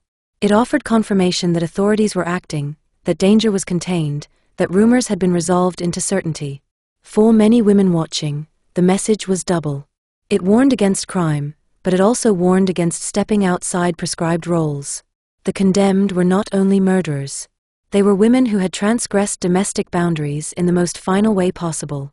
The record that remains. What survives of these trials is incomplete. Records preserve names, charges, and claims. They preserve testimony filtered through clerks and judges. They preserve the court's preferred narrative. They do not preserve everything that was said, or everything that was true. Later accounts often add dramatic detail, last words, precise numbers of victims, elaborate methods. Some of these details may derive from lost documents, others may be the products of cultural fascination. The historian must resist treating repetition as verification. Popularity is not proof. What can be retained with confidence is narrower, that prosecutions occurred, that they were intended to dismantle a network, that they relied heavily on testimony and confession, and that punishments were staged as exemplary public events. Closure and its illusion. Executions offer narrative closure. They also offer political closure. They allow the state to declare that a threat has ended. But closure in such cases is often partial. The conditions that produce the demand, unequal marriage law, tolerance of domestic coercion, economic dependence, did not disappear with hangings. What changed was visibility. The network became harder to operate. Fear increased. Silence thickened. The trials therefore served not only to punish crime but to reassert boundaries, between medicine and poison, between devotion and sacrilege, between private household life and state control. The public was invited to believe that the danger had been contained because the culprits had been displayed. That belief was useful. It was not necessarily complete. The next chapter follows the consequences, how Rome absorbed the prosecutions, how the poison panic reshaped trust and surveillance, and what remained after the scaffold was dismantled and the market returned to its ordinary trade. Chapter 11. The Aftermath. Public prosecutions create the impression of resolution. Trials conclude, sentences are carried out, and authorities declare the danger contained. In Rome, the poison cases associated with 1659 were designed to deliver exactly this effect. They translated hidden domestic deaths into visible justice and invited the city to believe that the threat had been removed. Yet the aftermath of such prosecutions is rarely tidy. Even when a network is disrupted, the conditions that made it possible do not disappear. What changes first is not domestic life itself, but the atmosphere surrounding it. Suspicion sharpened, speech became riskier, and certain kinds of female knowledge moved further into shadow.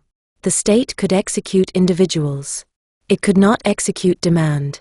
What the state needed the public to believe. The Roman authorities had multiple audiences. They needed to reassure husbands and households that domestic order had not collapsed, clergy and moral leaders that sacrilege and deception were being punished, the general public that rumor had been resolved into certainty, the city's institutions that governance could still reach into private life when required. Public punishment signaled that the state could see what had been hidden. The narrative implied that the poison trade was an aberration driven by particular wicked individuals. This framing protected the legitimacy of marriage and household authority. It also allowed the public to distance itself, The crime belonged to them, not to the ordinary structure of domestic life. This was politically useful. It was also, in historical terms, incomplete. Surveillance and the tightening of suspicion. After major poison prosecutions, the most immediate change tends to be social rather than legal, a tightening of suspicion around the practices that had provided cover.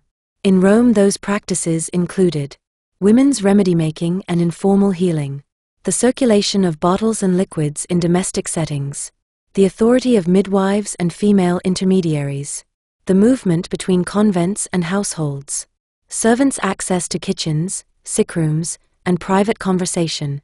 None of these activities could be eliminated without harming daily life. But they could be watched. People became more careful about who they trusted and what they said. Servants became both more valuable and more dangerous. They were witnesses to illness, but also potential informers. Rumor did not vanish. It changed tone. It became sharper, more accusatory, and more easily mobilized as weapon. An unhappy marriage could now attract a different kind of attention.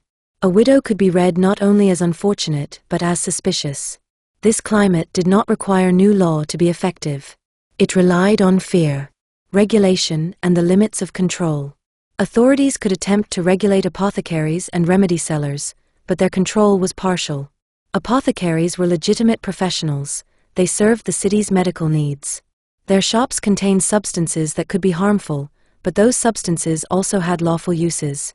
Regulation could restrict sale, require record-keeping, or punish suspected misuse, but it could not remove toxic materials from urban life without undermining medicine itself. Moreover, many substances attributed to poisoning were not confined to apothecaries. They existed in paints, cosmetics, glazes, household pest control, and rural plant knowledge. Removing them was impossible. The state's capacity to prevent poisoning through regulation was therefore limited. What it could do was increase penalties, intensify inspections, and signal willingness to prosecute. This created deterrence. It did not create certainty. The consequences for women healers.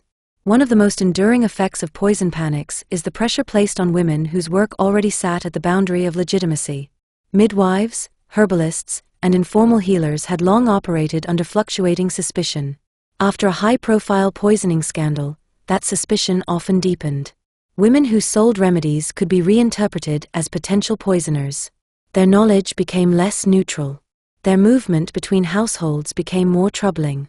Their ability to speak privately with wives became a source of anxiety. This shift was not necessarily the result of formal policy. It emerged from social behavior and from the language authorities had used in prosecution. If a poison network had been framed as female deceit moving through women's work, then women's work itself became a candidate for surveillance. The irony is that these practitioners remained necessary. Childbirth, illness, and domestic crises did not wait for licensed physicians. The city continued to rely on women's care while increasing its suspicion of the women who provided it. The persistence of domestic conditions. The prosecutions did not alter the fundamental structure of marriage law. Women still could not divorce. Annulment remained limited and difficult. Separation remained rare and precarious. Domestic coercion continued to be treated largely as private order unless it disturbed public peace. If the poison trade had offered women a discreet exit from intolerable marriages, the underlying demand remained. What changed was the risk. For some women, fear of exposure may have prevented action. For others, fear may have intensified desperation. The record cannot quantify either outcome. What can be stated is structural. Legal constraint and social expectation continued unchanged. The state had punished a symptom. It had not addressed the cause. Moral narratives and the work of forgetting. After public scandals, societies often engage in selective forgetting. The state prefers the story of a contained crisis, wicked individuals eliminated, order restored. Communities prefer to distance themselves from complicity. Respectable households imagine they were never close to the danger. This tendency was reinforced by moral literature. Pamphlets and sermons could continue to present poisoners as monsters, exceptional women corrupted by greed, lust, or diabolical influence. Such portrayals served a purpose. They turned systemic vulnerability into individual depravity. The problem with this narrative is that it obscures what the prosecutions indirectly revealed. that domestic life could produce conditions in which murder became thinkable, and that the city had tolerated those conditions long before it punished their consequences. What was disrupted and what was not? The prosecutions likely disrupted particular distribution routes. They likely made intermediaries more cautious. They likely altered the practical mechanics of supply. A network that had relied on repeated contact points would struggle after such exposure. But disruption does not equal disappearance. Practices tend to adapt. Routes change. Names change. Methods mutate. A successful method of concealment is one that can survive the loss of a single supplier because it is embedded in routine and material culture. From a historical perspective, the most plausible outcome is not an abrupt end, but a contraction, a period of intensified fear and reduced scale, followed by quieter continuity under altered conditions. The human cost. The human cost of the aftermath was not limited to those executed. It extended into households. A poison panic alters how illness is interpreted. It changes how care is received. It introduces suspicion into the sickroom. It can turn ordinary domestic acts, broth, medicine, blessed water, into potential evidence. It increases the vulnerability of servants, whose testimony can become both sought and punished. It increases the vulnerability of widows, whose grief can be reinterpreted as performance. These effects are difficult to trace precisely in the archive, but they are consistent with how communities respond to intimate crime. Trust fractures first. Silence follows. The aftermath as prelude. In narrative terms, the prosecutions might look like an ending. Historically, they function as a hinge. They explain why Aqua Tofana became a story that traveled, why it survived in warnings and rumors, why it was embroidered in later literature, and why Giulia Tofana's name gained mythic charge. The trials did not simply punish a crime. They produced a cultural object, a tale of hidden female power, devotional disguise, and domestic death. That tale would outlive the records that created it.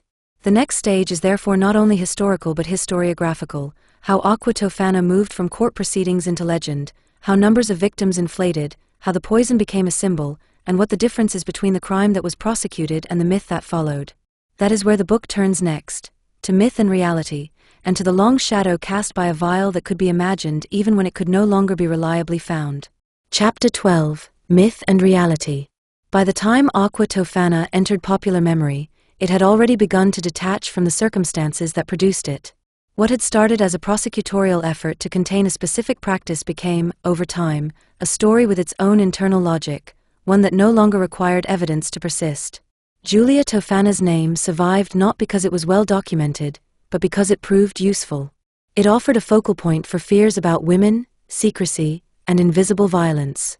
For the historian, this survival poses a problem.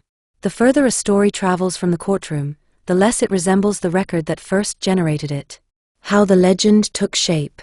The earliest accounts of Aqua Tofana are embedded in legal and moral texts. They are cautious, limited, and shaped by the needs of prosecution. Later accounts, particularly from the 18th century onward, begin to expand. Details multiply. Numbers increase. Motives sharpen. The poison becomes more potent, more refined, more diabolical. This expansion follows a familiar pattern. Crimes that disturb foundational social assumptions, about marriage, gender, faith, and trust, tend to generate explanatory myths. These myths do not arise spontaneously. They are constructed through repetition, embellishment, and selective emphasis. Several forces contributed to the growth of the Aqua Tofana legend. Distance from the original events, which reduced the risk of contradiction. Loss or inaccessibility of primary records, which created space for speculation. The rise of moralising histories, which preferred clear villains to structural analysis. The enduring fascination with poison as an invisible crime, especially when associated with women. Each retelling added certainty where the archive offered ambiguity. Inflation of numbers. One of the most striking features of the legend is the escalation of victim counts. Later writers attribute hundreds, even thousands, of deaths to Aqua Tofana. These figures are repeated widely despite the absence of corroborating evidence. No surviving court record supports such numbers. Early modern Rome did not maintain death registries detailed enough to substantiate them, nor did prosecutions name victims on that scale. Large numbers serve narrative purpose rather than historical accuracy. They transform a disturbing practice into a moral catastrophe. This inflation accomplishes two things. First, it magnifies the threat, justifying the severity of punishment in hindsight. Second, it distances the crime from ordinary domestic life. A poison that kills hundreds feels monstrous. A poison that kills dozens within familiar constraints feels uncomfortably plausible. Legend prefers the monstrous. The simplification of motive. Myth also simplifies motive. In popular retellings, women who used Aqua Tofana are often portrayed as greedy, adulterous, or inherently deceitful. This framing appears early in sermons and pamphlets, where moral instruction mattered more than accuracy. What disappears in this process is context. The constraints of marriage law, economic dependence, and tolerated domestic coercion fade into the background. Desperation becomes vice. Calculation becomes corruption. This simplification serves social order. It reassures audiences that the crime belonged to moral deviants rather than to women navigating ordinary structures. It preserves the legitimacy of institutions by isolating blame. The lone mastermind myth.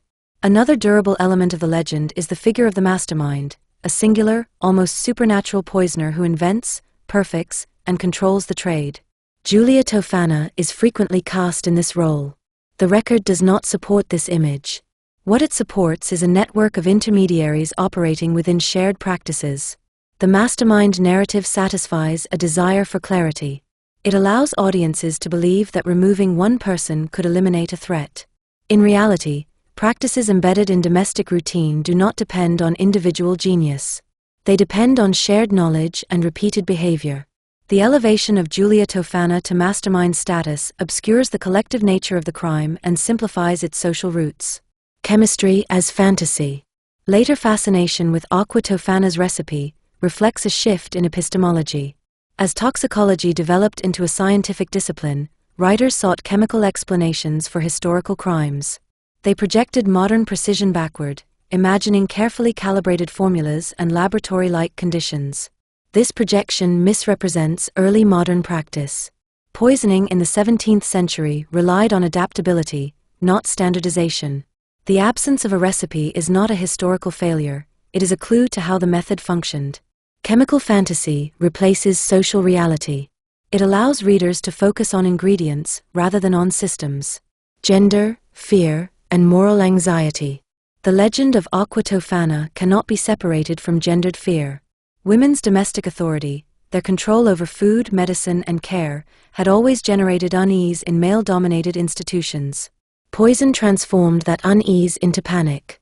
Later narratives amplify this anxiety. They depict women as naturally deceptive, emotionally unstable, and dangerously knowledgeable. These portrayals echo earlier witchcraft accusations, substituting poison for magic but preserving the same logic. Female power exercised privately is suspect. This continuity matters.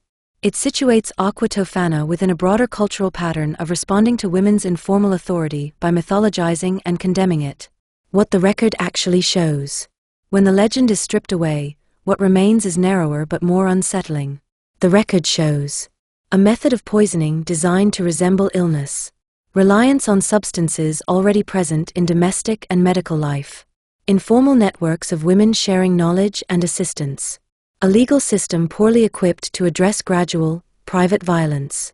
Prosecutions shaped by fear, confession, and moral narrative. It does not show a single inventor with a definitive formula. A death toll in the hundreds. Uniform motives across all clients. A conspiracy operating independently of social conditions. The difference between these two lists is the difference between history and myth. Why the myth persisted. Myths endure because they solve problems that facts do not. The Aqua Tofana legend explains how women could kill without confronting why they might want to. It offers spectacle where the archive offers ambiguity. It provides moral certainty where history demands discomfort. The persistence of the myth also reflects its usefulness. It has been invoked to warn against female disobedience, to dramatize the dangers of poison, and to entertain audiences drawn to stories of secret violence. Each use reinforces the legend's shape. The cost of confusion. Confusing myth with reality carries a cost. It flattens historical actors into caricatures. It obscures the relationship between crime and structure. It encourages readers to seek villains rather than to examine systems. For true crime history, this confusion is particularly damaging. It replaces investigation with repetition. It transforms unresolved questions into dramatic certainties. Separating fact from legend does not weaken the story of Aqua Tofana. It strengthens it. The reality of women navigating intolerable constraints, of violence hidden within care, of a state struggling to see what it did not wish to see, is more disturbing than any myth. What remains after the myth? When the legend is set aside, Aqua Tofana emerges not as an anomaly, but as an extreme expression of ordinary dynamics. It sits at the intersection of domestic authority, legal rigidity, medical uncertainty, and gendered expectation. Giulia Tofana's name survives because it condensed these dynamics into a single figure. The work of history is to undo that condensation without erasing the harm that occurred. The next and final chapter follows the poison beyond its historical moment, into literature, popular culture, and modern imagination, and asks why this story, in particular, continues to resonate. Chapter 13: The Poisoned Shadow. Aqua Tofana in Culture. Long after the trials ended and the records fell silent, Aqua Tofana continued to circulate. It survived not as a substance that could be reliably found, but as an idea, an explanation invoked whenever hidden domestic violence needed a name. In this form, the poison outlived the social conditions that had made it practicable, even as it remained tethered to them in memory. The endurance of the Aqua Tofana story is not accidental. It occupies a particular narrative space, intimate, gendered, secretive, and morally charged. It offers a way to talk about violence that does not announce itself, about power exercised quietly, and about women who act decisively within systems designed to limit their agency. From court record to cautionary tale. The earliest post-trial references to Aqua Tofana already show signs of transformation. Legal specificity fades. Moral emphasis sharpens. The poison becomes less a practice embedded in social conditions and more a symbol of female transgression. In sermons, pamphlets, and moral tracts, Aqua Tofana appears as a warning against disobedient wives, against illicit knowledge, against women who step beyond prescribed roles. These texts are not interested in accuracy. They are interested in instruction. The poison becomes a device through which obedience can be reinforced. This shift matters. Once Aqua Tofana becomes a moral lesson rather than a historical event, it is freed from evidentiary constraint. It can be exaggerated, simplified, and repurposed without consequence. Literature and the allure of the invisible crime. As the story moves into literature, its emphasis changes again. Writers are drawn not to the legal record, but to the crime's invisibility. Poison appeals precisely because it resists detection. It turns domestic routine into threat. It allows murder to occur without spectacle. In this literary afterlife, Aqua Tofana becomes shorthand for a particular fantasy, the woman who kills without confrontation, who transforms care into weapon, who leaves no mark. This figure appears in novels, plays, and later historical fiction, often stripped of context and rendered as archetype. Such portrayals reveal more about cultural anxiety than about 17th-century Rome. They project fears about female autonomy, intimacy, and secrecy onto a historical scaffold that feels safely distant.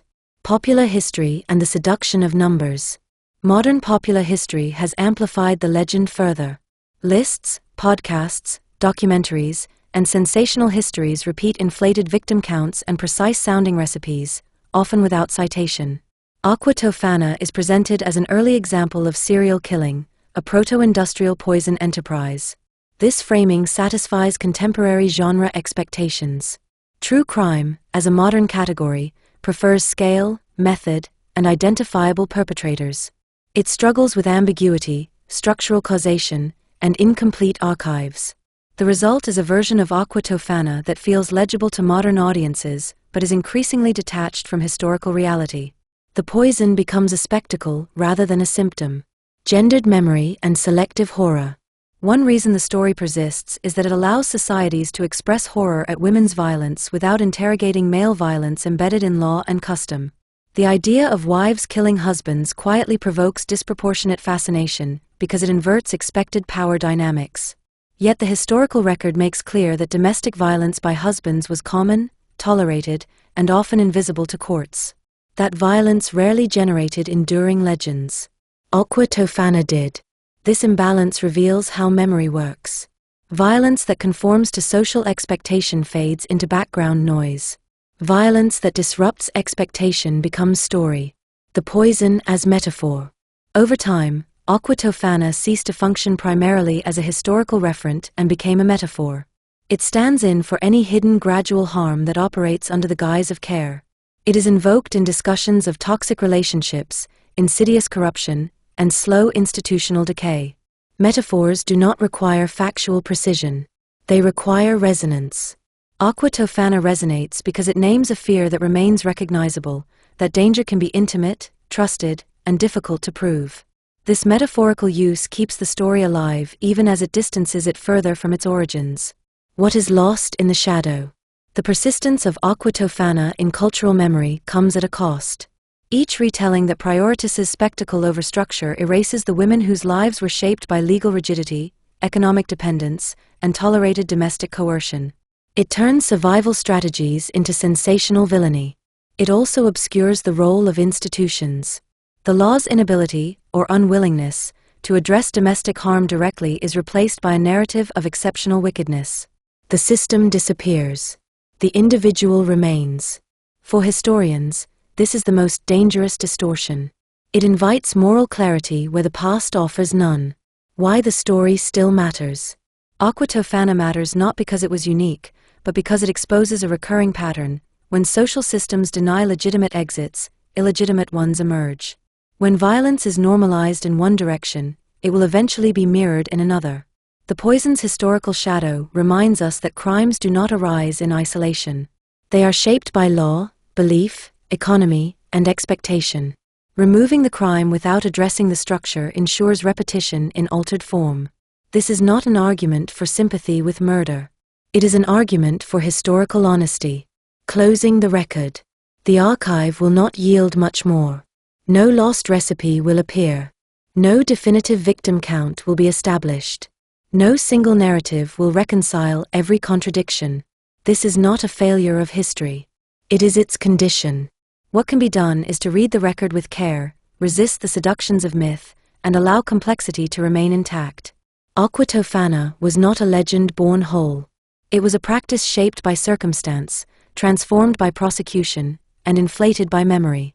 Its shadow stretches across centuries because the conditions it illuminated have never fully disappeared. The vial itself may have vanished. The questions it raises have not. Epilogue: Lessons from the past. Aqua Tofana does not belong to the category of crimes that end cleanly. There is no single moment at which it can be said to have begun, and no definitive point at which it ceased. What survives instead is a convergence of practices, pressures, and responses that briefly became visible before receding again into private life.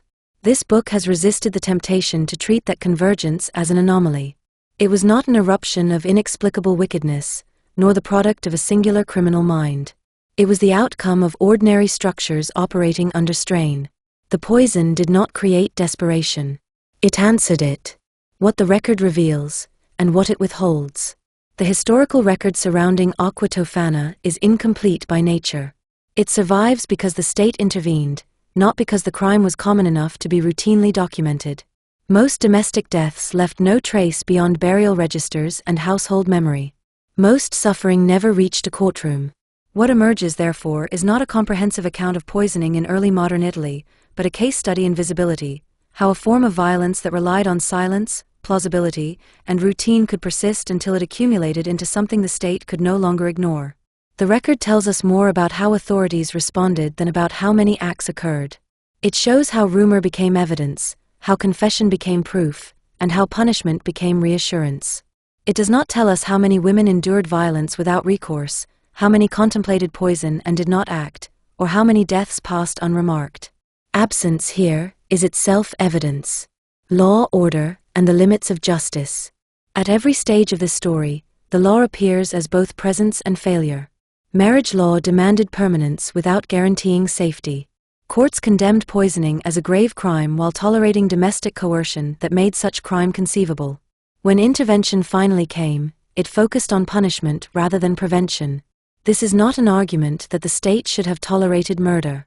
It is an argument that the state structured desperation while punishing its most extreme expressions. By isolating guilt in individuals, the law preserved the legitimacy of institutions that remained unchanged. The executions of 1659 closed a case. They did not close the conditions that produced it: women, agency, and constraint. The women who appear in this history are often flattened into categories: poisoners, victims, accomplices, monsters. Such categories obscure more than they explain. These women lived within systems that constrained movement, controlled property, and normalized male authority over their bodies. Agency existed within those constraints, but it was narrow, risky, and morally compromised. Poison did not represent freedom. It represented a calculation made where lawful exits were blocked. To recognize this is not to excuse murder. It is to acknowledge that moral judgment without structural analysis is incomplete. Violence does not arise in a vacuum. It is shaped by what a society permits, ignores, and rewards. The seduction of myth. The endurance of the Aqua Tofana legend reveals a persistent desire for simplified explanations. Myths offer clarity where history offers discomfort. They allow us to locate danger in deviant individuals rather than in ordinary systems. This is why the story continues to be retold as one of secret recipes, vast death tolls, and singular masterminds. These elements are dramatic, but they are also distancing. They reassure us that the past was stranger, darker, and more aberrant than the present. The historical reality is less reassuring. The mechanisms that enabled Aqua Tofana, legal rigidity, economic dependence, tolerated domestic violence, and the invisibility of care, are not confined to the 17th century. What this story asks of the present.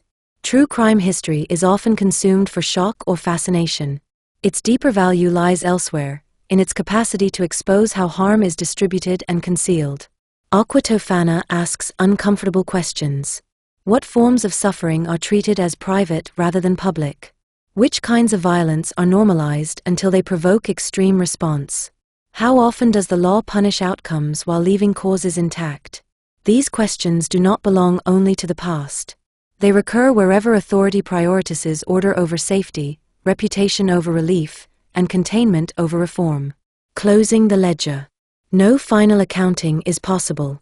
The vial itself is gone. The people involved survive only in fragments of ink and accusation.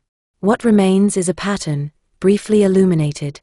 This book has aimed to hold that pattern steady without embellishment, to show how an invisible crime became visible, how women's domestic labor became both cover and evidence, and how a society confronted a threat it had helped create. Aqua Tofana endures not because it was unique, but because it makes visible what is usually hidden. It reminds us that when endurance is demanded without escape, action will eventually find another form. The lesson is not that poison waits in every cupboard. It is that desperation flourishes where silence is enforced. History cannot undo the harm recorded here. It can, however, refuse to mistake myth for explanation, and in doing so, insist that the most dangerous substances are often not those sold in vials, but those embedded quietly in law, custom, and expectation. Bibliography. Archival sources. Archivio Apostolico Vaticano, AAV. Tribunale della Curia Romana. Vatican City. Archivio di Stato di Roma, ASR. Tribunal Criminal del Governatore di Roma. Rome. Archivio Storico del Vicariato di Roma, ASVR. Atti Giudiziari e Registri Parrocchiali. Rome. Biblioteca Apostolica Vaticana, BAV. Manuscript collections relating to early modern criminal proceedings and devotional practice. Vatican City. Parish Registers of Rome. Liber Mortuorum and Burial Records, 17th century. Various repositories. Primary sources, 16th, 17th century. Council of Trent. The Canons and Decrees of the Council of Trent. Translated by H. J. Schroeder. St. Louis, B. Herder Book Company, 1941. Farinacci, Prospero. Praxis et Theorica Criminalis. Frankfurt, 1610. Galen. Opera Omnia. Various editions. Venice, 16th century. Mottioli, Pietro Andrea. I Discorsi DM. Pietro Andrea Mathioli sopra I se libri di Pedatio Dioscoride. Venice, 1565. Primary sources, 18th, 19th century accounts. Bottini, Giovanni. Storia dei Velini e degli Avvelenatori Celebri. Milan, 1832. Anonymous. Memory historique sopra la celebra avvelenatrice Giulia Tofana. Naples, 18th century. Secondary sources, Crime, Law, and Justice in Early Modern Italy. Cohen, Elizabeth S., and Thomas V. Cohen. Daily Life in Renaissance Italy. Westport, Connecticut, Greenwood Press, 2001. Cohen, Thomas V. Love and Death in Renaissance Italy. Chicago, University of Chicago Press, 1991. Dean, Trevor. Crime and Justice in Late Medieval Italy. Cambridge, Cambridge University Press, 2007. Ruggiero, Guido. The Boundaries of Eros, Sex, Crime and Sexuality in Renaissance Venice. New York, Oxford University Press, 1985. Ruggiero, Guido. Binding Passions, Tales of Magic, Marriage, and Power at the End of the Renaissance. New York, Oxford University Press, 1993. Secondary sources, Women, Marriage, and Domestic Authority. Bellavitis, Anna. Women, Family, and Property in Early Modern Italy. New York, Palgrave Macmillan, 2008. Brown, Judith C., Immodest Acts, The Life of a Lesbian Nun in Renaissance Italy. New York, Oxford University Press, 1986. Ferraro, Joanne M. Marriage Wars in Late Renaissance Venice. New York, Oxford University Press, 2001. Kuhn, Thomas. Family and Gender in Renaissance Italy, 1300 to 1600. Cambridge, Cambridge University Press, 1991. Sperling, Jutta Gisella. Convents and the Body Politic in Late Renaissance Venice. Chicago, University of Chicago Press, 1999.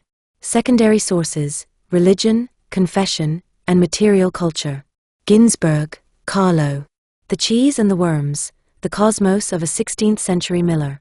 Baltimore, Johns Hopkins University Press, 1980. Prosperi, Adriano. Tribunals of Conscience, Confession and the Making of Modernity. Translated by Jeremy Carden and N. Goldstein.